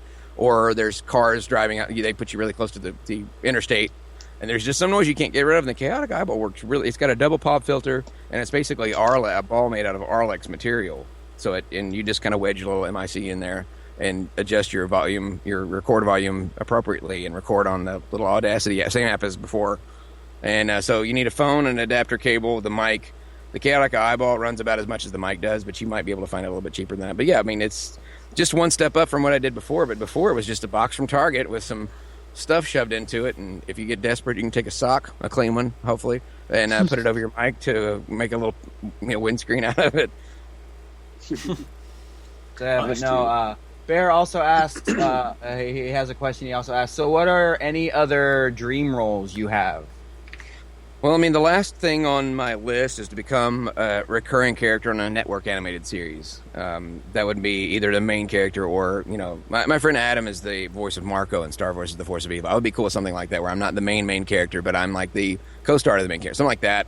Or just a character that's a main character in the show, because sometimes there's a bigger cast, and you see me in more than hear me in more than one episode, where I'm constantly coming back as that would be an ideal thing. And of course, I would love for it to be a series that went on several seasons. Like, can you imagine what it would be like if I was in Fairly Odd Parents and they started off having no idea they'd end up doing 10 years worth of shows? That'd be amazing if you were in Fairly Odd Parents. Well, I don't mean that. I mean a show like that where you start off hey, I got the job, and it just keeps going for like 10 years, and you're really well known for that particular character.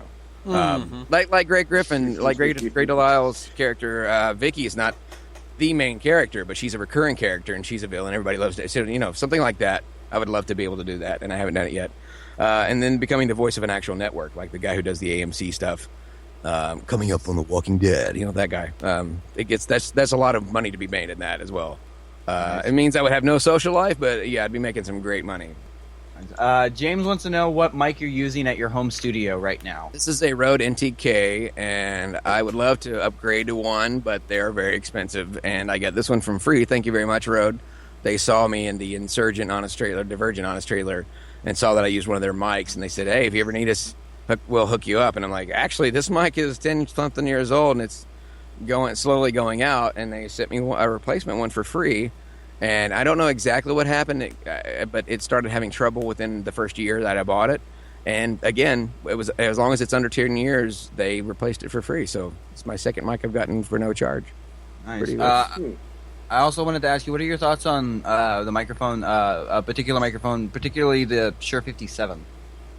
Shure is a good brand. Sennheiser is a good brand. Obviously, Neumann makes the best, but they're also the most expensive. But no offense, Rode. I love your mics. Thank you very much for my free mic. Also, I wanted to ask, are you still being sponsored by Ripped Apparel? No, they stopped doing YouTube sponsorships in June, so that was the end. Oh, that sucks. But at least I got a lot of free shirts out of the deal.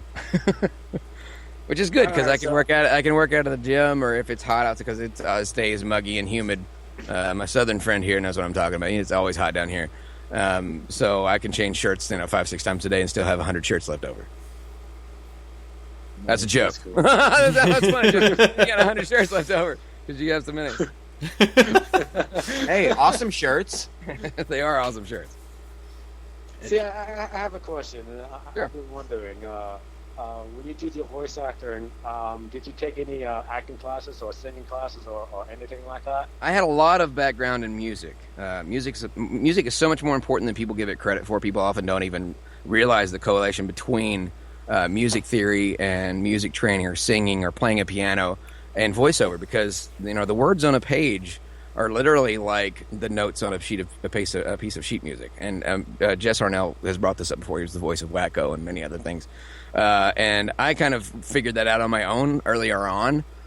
And then Pat Fraley started. I noticed Pat Fraley said some of the same things when he did his. He does these coaching on. Well, they're not cassette tapes anymore. They're digital downloads. But yeah, he has this audio. These audio teaching courses that he does. Pat Fraley was the original voice of Krang, by the way. Brave Star, a bunch of other cool, awesome stuff. But he's a great coach. He's very, very intelligent man, and he has a lot of information for free at patfraley.com. And so I started realizing early on, I was like, when I do this, when I do voice characters that are higher, that's pitch. And when you go down low, that's pitch. And you have baritone voices and you have bass, and all these are musical terms. And then you have tempo, which is how fast you talk or how slow you talk. Or staccato, like the way William Shatner talks. That's staccato. So I started noticing all these. Yeah, I always started noticing all these musical things in voiceover, and I'm like, I guess I'm glad I did all this stuff in music theory. I used to sing competitively in school. I took first place at regionals. I was too young at the time to go national. I would have if I'd been older. But I got first place at state, which is like, big out of several hundred schools, and I ended up getting first place in a couple of solo and ensemble work and things. Got to perform in front of several thousand people when I was a kid, and then my voice changed because I used to sound like, oh, and then all of a sudden I was like, puberty hit. Excuse me. And sadly, my voice actually changed in the middle of a award ceremony where we all sang the songs that we won first for. It was like for all the first place winners. And I'm in the middle of my solo, and all of a sudden my voice was doing it the whole time. It was the most embarrassing moment of my life. It was this little, Bia on the front row that to this day I can't get along with. That she just laughed and made fun of me through the whole thing, and everybody else was very, very sad and concerned. They didn't know what was going on, and yeah, it was the moment my voice changed on stage. So yeah, I literally sang my voice out and became this. But if that hadn't happened, then I couldn't be doing, the epic voices that I do today.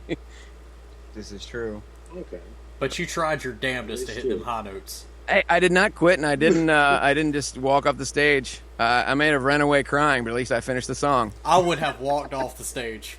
I definitely would have. I would have been like, "Nope, this ain't happening today, guys." There's one thing people know about me. I don't quit. I never give up. Never give up. Never surrender. Quitters don't quit. He's like John Cena. John Cena. Ugh, I swear, if I get so many requests for John Cena stuff, and I haven't followed wrestling since Andre the Giant was still alive and fighting. Yeah. Andre the Giant. How I miss him.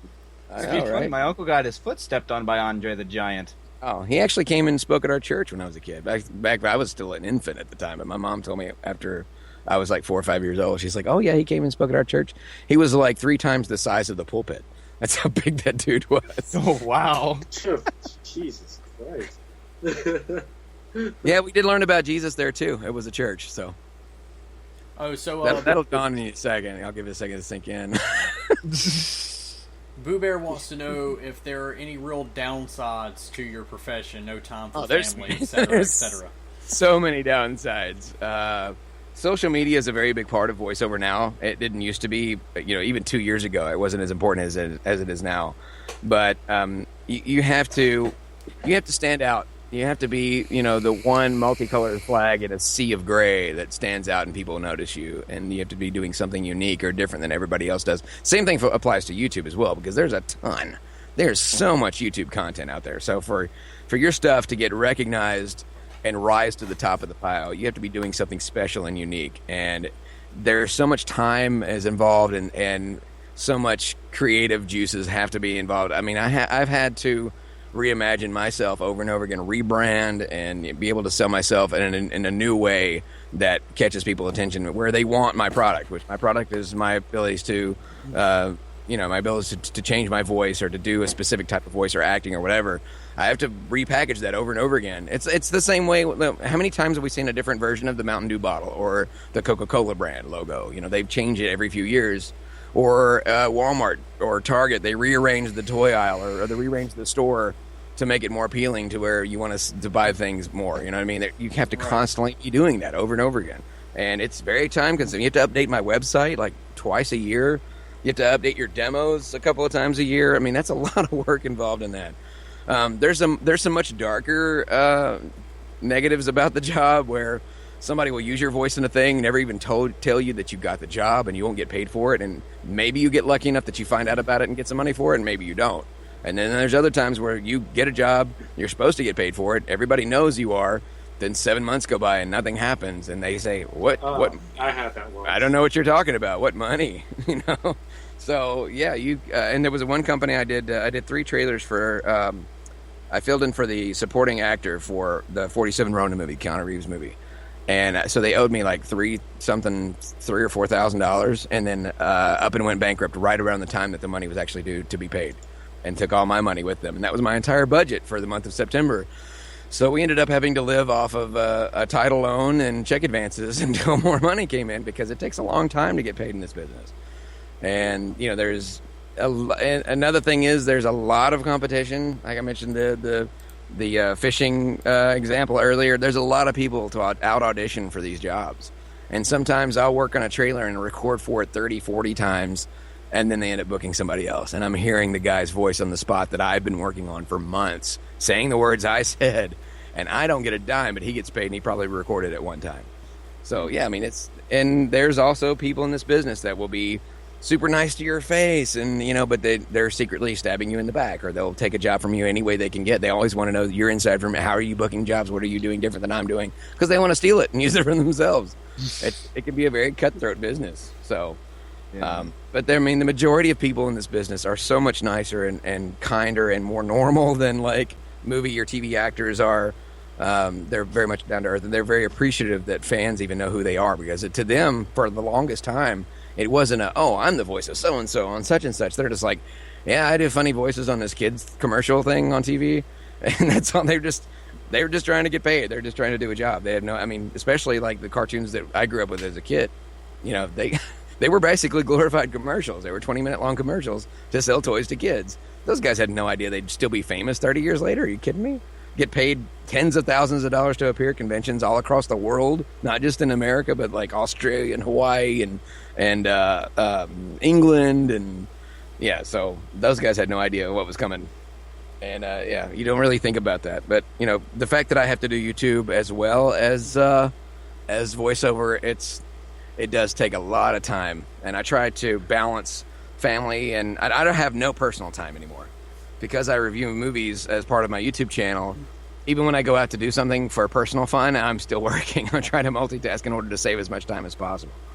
So, yeah, there's a lot involved, and it can keep you really busy. And here lately, I've been super frustrated because, like I said, it's been almost a decade since I started my channel, and my channel's still not up among the level of the peers and people that I work with on other channels. And when I go to work for other people's channels, as soon as I become involved, all of a sudden their channels get super popular, or they gain tons of subscribers and viewers because they're like, oh, this is really good all of a sudden. And I don't want to say that I take credit for it. It just seems coincidental that every time that happens, I'll work on that. Just happened the other day. Somebody that I do voices for, he's like, ever since you started working with me, my channel, my videos are getting like 2-3 times more views. That's so awesome. And I'm like, yeah, I have the Midas touch when it comes to other people's channel, but I can't do the same for myself. Well, hopefully some of your greatness will rub off on the Weekly Rapture. Gee, thanks. You can suck as long as our stuff is okay. Thanks a lot. Hey, man, I think that you're going to be just fine. You definitely have a killer voice. No homo. Well, it's more than just having a voice. That's the thing. There's so many facets to the thing. You have to be a good actor. I work on. I'm one of a few voice actors that does more than one thing. I'm not a one-note, one-trick pony. I do multiple things. Most people don't even know the kind of stuff that I do. I fill in for some of the most famous actors in the world, and nobody even knows it's me. I filled in for Chris Pratt and Chris Hemsworth and Sam Jackson and all the other Avengers, apparently. Didn't you do Vin Diesel recently? Yeah, I had to do Vin Diesel's voice, which is a very extremely difficult voice to try to do.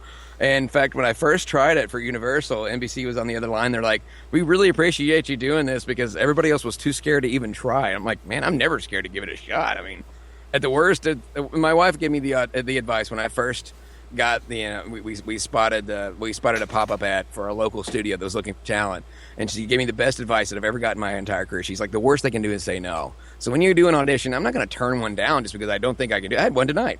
I had to do a sound alike for Michael Keaton, and I don't think I sound like Michael Keaton at all. But you know what? I'm going to give it a shot, and you'd be surprised how many times I gave it a shot and ended up booking that multiple times. Chris Pratt, he has a very normal voice. I never thought I could get that voice, but I somehow figured a way out to reverse engineer it. I took Owen Wilson's voice, like, wow, hey, you got, and then just kind of toned it down and blue echo, and all of a sudden, I'm doing Chris Pratt's voice, and I was like, that's what I did, and I booked it, and I'm like, wow, okay. And Jeff Bridges, same way. Jeff Bridges has a very extremely unique voice and mostly normal for the part, but then I started listening to the reference that they sent me, and I'm like, that kind of sounds like Frank Caliendo doing John Madden. So I worked backwards from John Madden, and all of a sudden, hey, man, you got Jeff Bridges' voice, man. Look at there. We got my rug here, and, I'm the dude, man. Oh, my God, dude, that is awesome. That is so cool. And a lot of people don't understand the difference between what I do as ADR, which is, filling in lines for other actors, and, like, impressions. Impressions are fun, and they're funny. That's why comedians do them. But it's like going to the fair and getting a caricature made of yourself. All your features are exaggerated. You have much bigger ears, much bigger nose, much bigger head, tinier body, stuff like that. It's a very eccentric, exaggerated version of the original thing. Whereas in what I do, it's actual voice matching. You have to be like as close to the original as possible in order to get the job, and there's not that many people that do it. It's a very, very small area of folks. In fact, my manager, I think she represents about 30 talents, and that's not a lot because most agencies represent hundreds of people. So she only represents 30 people, and there's a larger group of males than females. But most of those guys, they have one voice that they do, and they book a lot of stuff doing, Bo Weaver does a ton of stuff for Discovery Channel, and he's like the Doomsday Preppers. He's the Doomsday Preppers. He's got that amazing voice that sounds like a documentary. But I have the ability to fill in for other actors and change my voice to sound like somebody else. And there's only 2 or 3 guys in that whole group of 30. That's only 10%, guys. So that increases my chances of booking the job. And most people never even know. It's like I'm an unsung hero. Like, they'll go and watch a trailer, and they've changed something to make the trailer make more sense, or they've had to censor something out or add something or whatever. And they have no idea they're listening to a sound alike. They think it's the original actor filling in, or they think it's a clip from the movie, and it's me, or it's somebody like me filling in for it. And I've done tons of commercial work and regular and then tons of trailer where a lot of people just they just never paid attention to it before. They'll hear me on something else and they're like, oh, it's so cool that you're getting real work now from the Honest Trailers. I'm like, I was doing hundreds of movie trailers way before Honest Trailers ever even contacted me.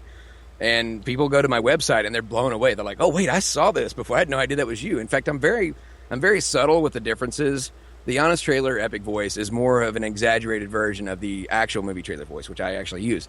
And so many people were like, I think this is you in this trailer. I'm not sure. And I'm like, yeah, that's me. And they're like, man, it's so subtly different than the one from Honest Trailers. I was actually not quite sure it was you. And that's just one of the things I'm able to do. And yeah, I've done a little bit of everything. A lot of people, they do one thing. They either just do audiobooks, or they just do trailers, or they just do cartoon voices. And I've worked in almost every area of this business, from phone messages to doing voices for video games to documentary narration, doing the voices for a reality series coming out this fall. There's a lot more jobs out there than people even realize that are there, and I've done a little bit of all of it, and most people don't even know it's done. The voices for toys, for crying out loud. You push a button and hear me. You come out of the Commander Rex helmet. Yep, that's right. One of like 4 or 5. In fact, Hasbro's actually talked to me about maybe doing some more. He's like, hey, would you be willing to go back and do some more toys? I'm like, yeah, man, are you kidding me? I'd love to be able to play with myself in public. Nobody can do anything about it. Hey, so Boo Bear wants to know if you could do. Is Boo Bear your only listener? I'm just curious. No, we got Boo Bear and we got James Rolls, and earlier we had Jason and a couple of other people. I'm just giving you a hard. We have listeners, but not everybody comments in the chat. Welcome to the same problem YouTube has. Yeah. So, like, yeah. But he wants to know if there's any way that you could do a quick Ray Charles bit. A Ray Charles bit? Probably not. No, that's material. That's one of those voices that can get you I don't know. I use I've done a lot of stuff with the face swap app recently, coming up with funny ideas that I completely do improvise and then re-edit them and upload them as Instagram videos and hopefully maybe make something out of them so I can build up, different areas of my social media. And people get very iffy when it comes to doing voices of other races or people that are disabled or whatever, and they get very sensitive about it. Everybody's very sensitive these days. So I have to be very careful and think about what I do before I do it so I don't get myself in trouble. So I think I'll pass on that one. Okay. I actually wanted to ask you what your opinion of, because me and Boo Bear did a review of Suicide Squad back on our other show, Nerd Central HQ. I wanted to know what your opinions on the movie was. Well, if you watched my channel, youtube.com/c/RealEpicVoiceGuy, you'd already know my opinions on that movie. Well, yeah, but I figured I'd ask because I don't think the rest of our audience has, shameless plug for my own channel. I had to slip it in there somewhere, guys. No, it's all good. No, I thought it was a lot of fun. It was a little messy, but it was a lot of fun. It just seemed like the pacing was off. It started off with a bang and kept a very quick pace, and all of a sudden it slowed way too far down. And the villain was just not good. It was just not a good villain. So they didn't even explain like half the villain's whole purpose. And I mean, they're magical bad guys, and yet they had to build a giant machine. It just I'm so sick of them doing giant laser light things in the sky that suck everything up into it as the big thing. It's every movie, guys. Come on, come up with an original idea. Get it sucked down into the ground. At least that's the opposite direction. Something different. Yeah. What did you think of Jared Leto's performance as the Joker? I think that I think he was. I mentioned this before in my review. I think he was correct in the fact that if they had left more of what he did in, I think it would have made more sense. But I thought that the nod to Alex Ross was really cool. That was awesome. But as far as anything else, it just didn't feel like Joker to me. It felt like Jim Carrey doing the Riddler. And but I like Jim Carrey's Riddler though. Jim Carrey's did, but he's not a villain you can take seriously. In that movie, you can't take seriously. In this movie, they want it to be a fun movie, but they want you to still have that Joker is terrifying, quality that he can kill you. And I just didn't feel that. Like, why are his henchmen even afraid of him? He doesn't seem like that bad of a guy. I don't know. It's just the way he portrayed the character. And of course, he doesn't really dress as Joker. He dresses more like Pimp Joker, and I just didn't feel that vibe going either. And, I mean, it threw me off in the very beginning when he's covered in tattoos. The teeth I can get. Batman's probably broken his teeth out 1,000 times. So that, I can kind of understand. But the tattoos just seemed too much. And I thought the car was cool. I mean, if you're going to do a Joker mobile, at least do it like that. Not something with giant clown face on it, like some of the old Batman movies. Yeah, not. And I loved Harley, and I thought Will Smith was great, except that I felt like he went a little too Fresh Prince with that character. And he seemed like a very The reason why the only thing negative I had about it, the main thing was that I really loved the animated Suicide Squad movie. Because DC's always been better at their animated movies than their live-action movies. And I was kind of feeling like it was going to be like that, especially when they show Batman in the trailer. I'm like, oh, so it's basically going to be like the other story where, Batman's constantly trying to chase them and catch them and bring them down. He doesn't realize they're on a mission to do something good. He has no idea that they're doing something else. So he's going to be a part of the story. And he's in it for a couple of minutes. And, I mean, there was other cameos, and I feel like they were trying to marvel. And even the after-credit scene was a straight-up copy of the after credit scene from Incredible Hulk movie with Tony Stark and the General. And I'm like, it's verbatim. It's exactly the same. And I'm like, come on, do your own thing. Don't copy Marvel. You don't need to. You have your own. You have Batman, for crying out loud. How can you be losing? I know, right? You got Batman, Superman, Green Lantern. Yeah, and I guess that was my main complaint was that it was so dissimilar from the animated movie, which it has fun characters in it, and it has a lighter feel to it. They tried to Deadpool it up a bit, and Guardians of the Galaxy up a bit, and I feel like they tried too hard almost. But the people that should have been able to take seriously, I couldn't take them seriously, and the people that I just felt like the Deadshot that I assumed they were going to use was the more serious one, and he was like that part of the time, but the rest of the time he was just cracking Fresh Prince jokes. And I'm like, come on. This is like, he's the leader of the group. He's supposed to be the most serious one. I still thought it was fun. It was a lot of fun. Awkward silence. All right. So on our last Nerd Central HQ episode that we had here on the station, we did a live review of Suicide Squad. I think Big Bad Boo Bear actually rated it like 2 out of 5, and we gave Jared Leto the curb stomp of the week. I don't think it's that bad. I think it's. I mean, I don't think it's that bad. I think it's at least a 3.5. I think it's the way I wrote it is 1 to 5, and 3 being average. 3 and anything above 3 is above average, and anything below 3 is below average. I think it was just barely above average, but it shouldn't have been above average or average. It should have been really, really good. It should have been a 4 or a 5, and it wasn't. It just fell flatter than that. But it was still something after watching, I was like, I'd watch that again. And if you can watch it again, it doesn't deserve something less than average. You know what I mean? Yeah, well, I know. I think the reason why I got such a low rating from Boo Bear and myself is because we were we Marvel fanboys. Sorry. Huh? Nothing. I just had something stuck in my throat. Marvel fanboys. Sorry. No, it's just no. We've read the Suicide Squad comics before. It just didn't fit to us. Yeah, I know, but you have to understand that there's a big divide. There's a great gap between comic book fans and movie fans. They have to translate something from comics or graphic novels onto the screen to make it work for people who have no idea what the comics are. And you have to understand, the movie audience, do you think all of them are going to they're going to be familiar with the comic books? In fact, a lot of people give me a hard time in my YouTube comments when I review something. I bet you didn't read the book first. I'm like, do you think all the movie fans read the book first? Some of them didn't even know it was a book first. You know, I watched this as a movie fan, not as a book fan.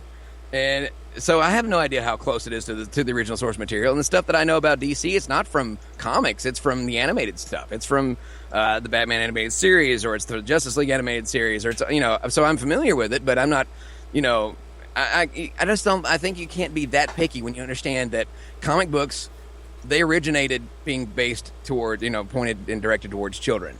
And look at the costumes. They are freakishly... I mean, they started back in the 60s and 70s. They were so over the top and crazy. And they're trying to bring that core heart of the thing and make it into something that fits on screen. I mean, you can't have Captain Boomerang looking exactly like Captain... I mean, seriously, do you really want him wearing the goofy hat and the scarf and looking like he's an airplane pilot with boomerangs? I mean, talk about a lame power. You throw boomerangs. Oh, boy. You know what I mean? So they have to make it work for the screen, and that's not an easy job to do. And you have to give it's. I feel like they should be happy. I think comic fans should be happy that movie creators are trying to give them a nod, saying, "Hey, this is based on what you like, but we have to make some changes here. So don't get to." And they just no, you should make it exactly like the comic book. And guess what? We've seen movies that look exactly like the comic book when fans make them on YouTube, and it's like, oh wow, look, it's the cosplayers in front of a camera, So okay. see, my thing is, being as you said that, that one movie, Dragon Ball Evolution, has no excuse of doing their own thing. Like that Dragon was Ball, just a big steaming horrible. pile of garbage. I mean, and sometimes they do, like with Ben-Hur. I mean, it's like, why are you doing this? Why aren't you taking $100 million and doing something good for the world rather than just dumping it into a piece of crap or something that doesn't make sense to make? Like, don't get me wrong. Ben-Hur is a classic piece of film, and I grew up, one of the movies I watched growing up, and it still holds up as a good movie today. And yet, why at the end of August are they doing a Ben-Hur movie that cost a fortune? And it's like, why wouldn't you release this at Easter or Christmas, where it would make more sense? And they changed so much of the ending, and I was like, oh, what were you... I see that all the time, where they make a really crappy movie, and I know they put a ton of money into it, and I just feel like, why? Did you guys lose a bet? Was this a joke? Are we getting pranked? I don't understand. Just take that money and give it to somebody who's going to make a good movie, or just save it and put it on something else. So, it's like what they said in the Honest trailer for Jungle Book. Sometimes it's okay just to not make a movie. You don't have to make another Jungle Book. Just because. I mean, yeah, right? Like, heaven forbid that Andy Serkis not be in a movie with CG mocap creatures. I understand that, because it was like 2 movies that I didn't like. It was the Dragon Ball one and the M. Night Shyamalan. Avatar. Oh, Avatar! That one was horrible.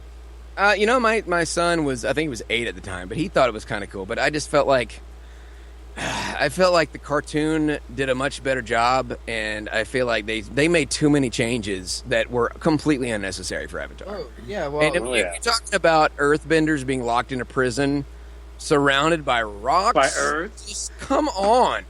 They would have blown those guys away so stinking fast. The prisoners outnumbered the guards, and they can all earthbend. Just didn't make any, and changing all the characters' name, making them white kids, and not white change to Ong. That doesn't make. Yeah, that's what I meant. Changing the name because I'm like, no, it's just Aang. Come on, it's not that hard to do this. And I feel like with just some, I don't know. I feel like if they just taken 5 minutes of common sense and changed a few things, that could have actually been a decent film to watch. But that was not nearly as painful as After Earth was. I mean, come on. Oh, dear God. Oh. Having that movie, I was just going, oh. I was like that too. And then I saw the what's his name, nostalgia created version of it, and I was I agree with everything he said there. Yeah, it just feels like sometimes I'll watch a movie and be like, why? I mean, it seems like there's so many. I don't know. It seems like when it comes to movies, it seems like they have an endless supply of money to keep making crap, and every once in a while, something good will come out of it. So it's like, it feels like one of those challenges on Big Brother where you have to wade through a giant pile of dung in order to find this one thing. And I'm tired of wading in a pool of human feces to find this rare gem that's really cool. Right. Wow. That's polish a turd and still a turd. Right. Definitely is. The turds, but it still smells like poop. Yeah, but no, Jason asks, are you looking forward to seeing Rogue One? Yes, absolutely. It's I don't know if it's just me, but it seems like all the good movies this year were not the big summer blockbusters. They were early in the year or they're late in the year. We got Doctor Strange at the end of the year. We have Rogue One at the end of the year. Earlier in the year, we had Civil War at the beginning of the year. And it seems like all the good movies are avoiding the summer for some reason, and they do so much better. I'm like, what happened? Because this was a really big letdown this summer. I don't know if you paid attention to the summer movies, but I don't think there's one good one among them. They were all either average or below average. I mean, Independence Day was very underwhelming for me, and it was like those movies should be the huge films. And the problem is, if they do even remotely good at the box office, they're just going to keep making more of it. And that's when then they think because they're making money from it, well, they want to see more of this garbage. Let's make another one just like it, but worse. Please, film studios, no more garbage. Okay, here's the thing. We are all at fault. We go to see these movies, and we don't demand our money back, which by the way, you can legally do that. If you don't like a movie, you can actually go to the guy that runs the theater and say, this movie was crap, I want my money back. We are enabling. We are helping the drug addict. We are enabling them because we give them our money, and they assume that means, even if the reviews are bad, even if it gets a 20 on Rotten Tomatoes, if they make a lot of money, they're just going to do another one. So ask for your money back, or don't give them money if you don't want them to make more garbage. See, here's the thing. There's a tutorial out, and it was South Park made an episode about that too, on that whole Passion of the Christ thing, where Stan went to watch the movie and he wanted his money back, and then he had to go through all this trials and tribulations, and he ends up at Mel Gibson's house. He's like, dude, I want my money back. It was a snuff film. I mean, I saw one of those life hack videos, and you can put a straw into the butter machine so you can evenly distribute the popcorn in your butter into your popcorn bag, stuff like that. Where it's like, oh, these are little tricks to give yourself a better movie experience. There's always at least 10 minutes of preview, so when the movie actually starts. If you're running late, you can be up to 10 minutes late and still not miss the film. And one of the things in that life hack thing was like, you can ask the manager for your money back if you don't like the movie. And I mean, there is a slight chance that they'll say no, but there's also a chance that they will give you your money back. They want you to come back and watch more movies. They don't want you to have a bad experience. They don't want you to go over their head and go to corporate and say, I had a horrible time. This was my one night out of the week from screaming children and whatever, and I had a miserable time at the movie because this movie was terrible.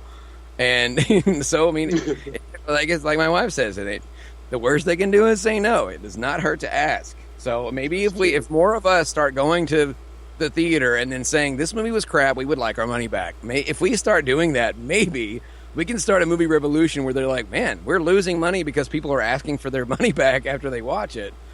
And because the reviews, they don't really care. They're only going to highlight the positive reviews. And by the way, inside info, they bribe a lot of those good reviews. If you look at very closely at the fine print under what critics are saying, it's like some little tiny dude in some podunk town that they send a gift basket to in order to get a good review out of the thing. So they can find a good critic. In fact, one time I saw it was Gossip Girls, I think. And one of the critics is like, here's what critics are saying about Gossip Girls, one of the best shows on TV. And if you looked at the small print underneath on one of the best shows on TV, it says the actual words Facebook user.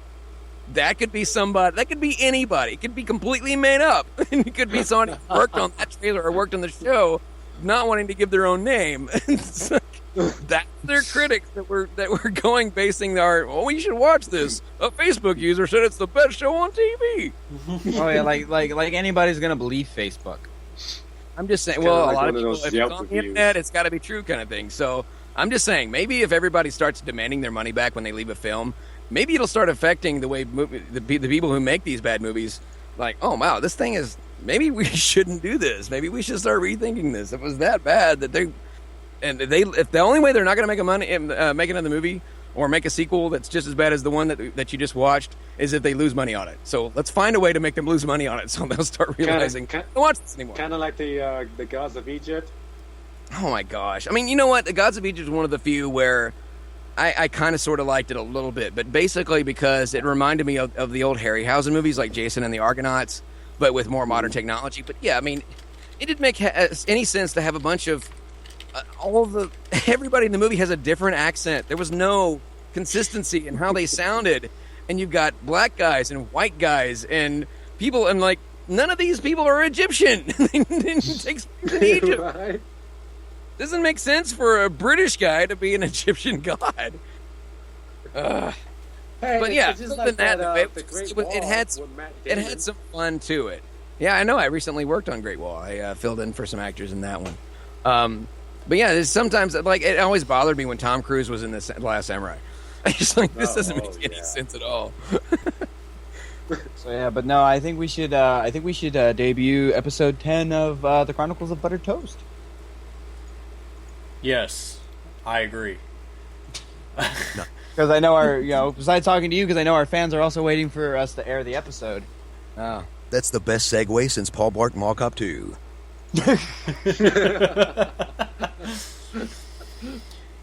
But yeah, we got the episode of Chronicles of Buttered Toast here, episode 10. You have anything you want to say about it before we play it, Lucius? It's basically like I said, Jon helped out with a lot of the characters that I needed voice for. Did? Yes, you did. And I remember I got in contact with him and said, "Hey, can you do an Italian voice?" He's like, "I can try." I said, "Okay, here you go." And he sent me the take, and I was like, "I use that one. The third take is perfect." Ah, and and we just went back and forth, and I was like, "All right, cool." They went back and forth. Well, you guys from all over the place. You ever had a Wahlburger? You want a Wahlburger? You hungry? Want a sandwich? But so yeah, it was. Oh, sorry about that. Oh, you're good. But yeah, it was basically the introduction of the Sausage Clan that in that story arc. Not to be confused with the Sausage Party. Just so you know. No. This show is hilarious, but dumb. This show is too innocent. Thank you. I'm glad somebody agreed with me. Everybody's like, "Oh, it's the funniest movie." I was like, "Yeah, if you're 5." It's funny, but it's incredibly dumb. It wasn't that funny though. Like it was just a bunch of because everybody's like, "Oh, it's funny, like South Park funny." I'm like, "No, it's a bunch of terrible food puns for the most part, with a bunch of F-bombs dropped in." I didn't enjoy it as much. And I went in with an open mind. The only time I legitimately laughed was the Meatloaf. That part made me laugh. Oh yeah, with Meatloaf playing Meat by Meatloaf. That was good. I'll give them that one. But they'll never. The ending. I'm not going to spoil it in case anybody hasn't seen it. Hopefully they won't. They'll just wait and rent it on Redbox and save themselves money. But the ending scene is just you can't top Team America. I'm sorry, guys. Sorry, Seth Rogen. Team America still wins. Oh, I love Team America. That's like my favorite movie. You know what I'm talking about? The last scene that Team America did it better. Just gonna say. Yeah. So John, it was nice having you on the show here. I know you mentioned in the chat you had to go, but I was trying to be subtle about it, but yeah, I got to get out of here. So thanks for wasting my time. Goodbye. No, you're good, man. The show's really laid back. Obviously, I got a video game to record for. You can buy it, Snarftail Quest, something like that. Snarf's Quest, something to do with Snarf and Quest. I forget the name of the movie or the game. Is it Thundercats related? It's going to be out in November, and I play the main character and a few other supporting characters. Let me double check the name of it because I don't want to. Yeah, Snarf Quest Tales. There you go. It's a chapter-based game. It'll be on Microsoft. It'll be on PC and Xbox and Wii U, and I play the main character Snarf, who's a medieval whatever dragon kind of guy who has to go on the quest and pick up things and make them work for himself. So, it's going to be funny. Very Boston. Yep. And you can hear me in Dishonored 2. I can't talk about it yet, but you can hear me in Dishonored 2 in November 11th. And there's another really big title coming out in February I can't really talk about yet. And you can hear me as Optimus Prime in Transformers Combiner Wars on Go 90. Pretty awesome. You can't talk about episode 5. Well, hell yeah, man. All right. That's really awesome, dude. And thank you so much for coming on the show and hanging out with us tonight. I'm pretty easy to find. Just add Epic Voice Guy on pretty much everything. That's it. Yep, Epic Voice Guy. And I will continue to follow your YouTube and whatnot.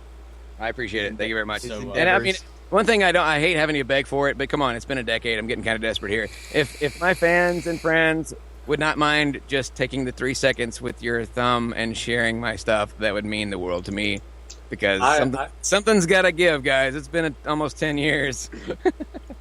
Just so you know, I've been plugging you for like the longest time. Like ever since I I knew my butt hurt for some reason. So speaking of buttholes. And I've also been following you and sharing your stuff. It's like, heck, I even try to make it to your live streams, but those are kind of hard to get to. Yeah, I don't have them. I wished I could schedule them at the same time every day, but I can't really find a time of day where I get the most viewers, and it's very. I don't know, because I have fans on the other side of the world that are up really early or really late, depending on my schedule. So it's very hard to plan a live stream. But I do plan on doing some more YouTube gaming videos. Those are live. You can watch those on YouTube, and you can comment, and I can see them almost in real time. There's always a little bit of a delay, but yeah. You can find me on pretty much all the social medias, Facebook, Twitter, Instagram, YouTube. It's all at Epic Voice Guy. If you type in Jon Bailey or Epic Voice Guy, you're going to find me pretty easy. And anyways, thank you very much. I'll put a link back to your YouTube or whatever in the comments after the show. Appreciate it. But thanks for having me on, guys. Appreciate it. You have a good night, man. You too, all man. Right, John. Take it easy. You too. Bye. Bye. All right. So Jon Bailey showed up and has left. As we all were starstruck for the first 15 minutes. I know, right? What was that all about? I don't know. John is just an awesome dude. John's here. He's here. Now what do we say now that he's here? I don't fucking know. Don't say something stupid. I like lamp. I like your voice in that movie thing. I'm sorry if it seems like I took control, kind of took charge from on the asking questions and stuff. It's just, I've done it with him before, and it's just something I'm used to doing. Because Hans didn't seem like he had anything to say. He was just like, what do I say? The serrated butterflies in my tummy are cutting me up. So, coming up next, we have Chronicles of Buttered Toast, episode 10. Number 10. Enjoy. That's a great segue, by the way. 4 more to go. Chronicles of Buttered Toast.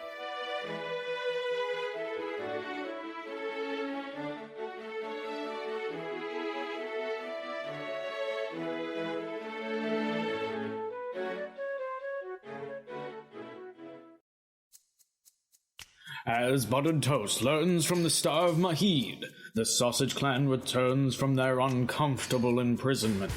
Since their defeat by the hands of Buttered Toast and Jam, the Sausage Clan were reduced. The leader of the Sausage Clan since then began rebuilding their nation and troops. Alright, listen. The boss wants his stuff by noon. Fail to comply, we're gonna have to roughen things up around here. You don't want that, don't you? Yo, Adriano, we got a problem here. Can't you see I'm busy here? This better be important. Look at this. I see. Alright. We need to go see the boss. Let's blow this joint. Oh, and I haven't forgotten about you. When I come back, you better have the goods or else you're dead. You hear me? Dead! Benito and Adriano dash their way to see Tony, their boss. They enter a building which above had a sign that reads, "The Gangsters' Hideout." Inside, it was packed with some old and new Sausage Clan members. Some were playing cards, others playing pool and darts. They come up to a door where 2 Sausage Clan members were guarding, both female. Let us through. We need to see the boss pronto. Well, if it in Adriano failed to get the goods yet again, loser. Shut your syruping mouth. Let us through. We need to see the boss right now. It's very important. Whatever. Hey, boss. The 2 featherweights here wants to talk to ya. There was silence for a couple of seconds before a voice was heard. This better be important. Oh, it's important, alright. We got word that Blueberry's on the move and making his way over to Toast Island, and he's with something that is unbreakfast-like. I see. Giselle, tell the boys to be ready.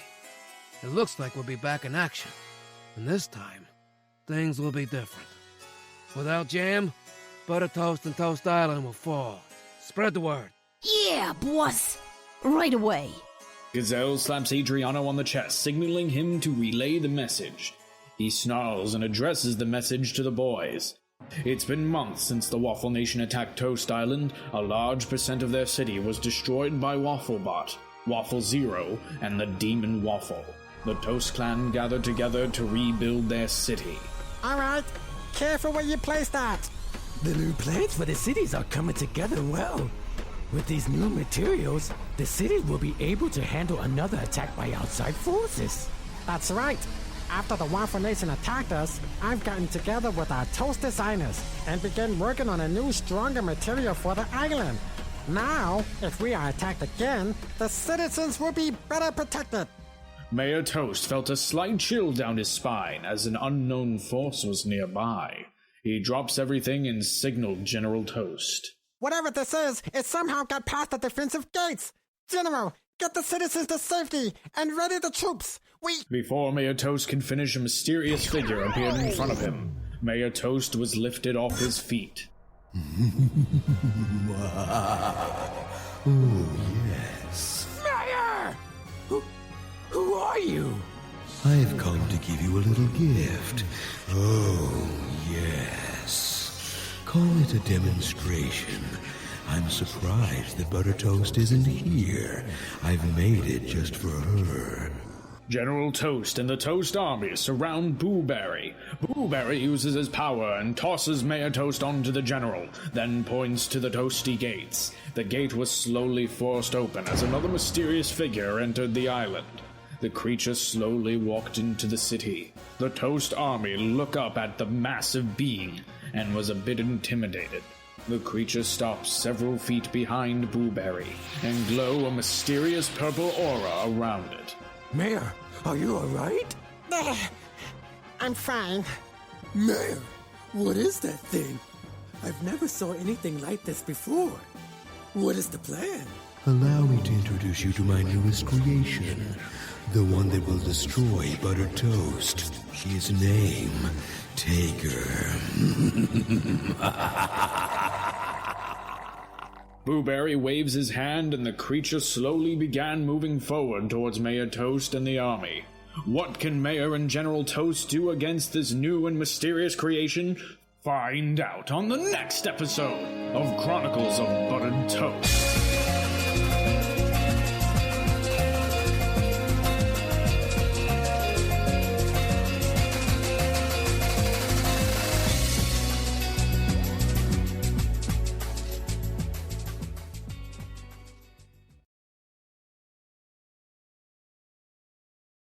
And we're live back here on the Weekly Rapture, only on Exit 92 Radio. I'm DJ Hans, and I'm here with Lucious and Exit Benny. And we have had an amazing show today. We got to hang out with Jon Bailey. A celebrity. A celebrity. Essentially. Man, he's more a celebrity than any of us. Damn sure is. Yeah, that's true. Damn sure is. But, yeah. So we've had a pretty good show, guys, but I think I'm getting about ready to call it Happy Trails. Happy trails to you. Until we meet again. So anybody want to say anything before we exit this show out? Thank you, Jon Bailey, for taking Thank you, Jon Bailey, for taking time out of your busy schedule to talk to us plebeians. We're not worthy. Get out of my head. I was just thinking that. Lucius, do you want to exit us out with an awesome voice effect? Not quite, because I'm as you can hear for like the past hour, I've been clearing my voice because I've been having a little itchy throat, so I'm not attempting to do a voice character. Benny, do you want to exit us out with an excellent voice effect? Not really. Oh, good God. Someone has to do it. Okay. What do you want me to say? I guess that leaves it up to me. I will exit us out. Okay, I love you. Bye-bye. But here we go, ladies and gentlemen. We say Happy Trails, brought to you by DJ Hans and the Big Bad Boo Bear. Happy Trails.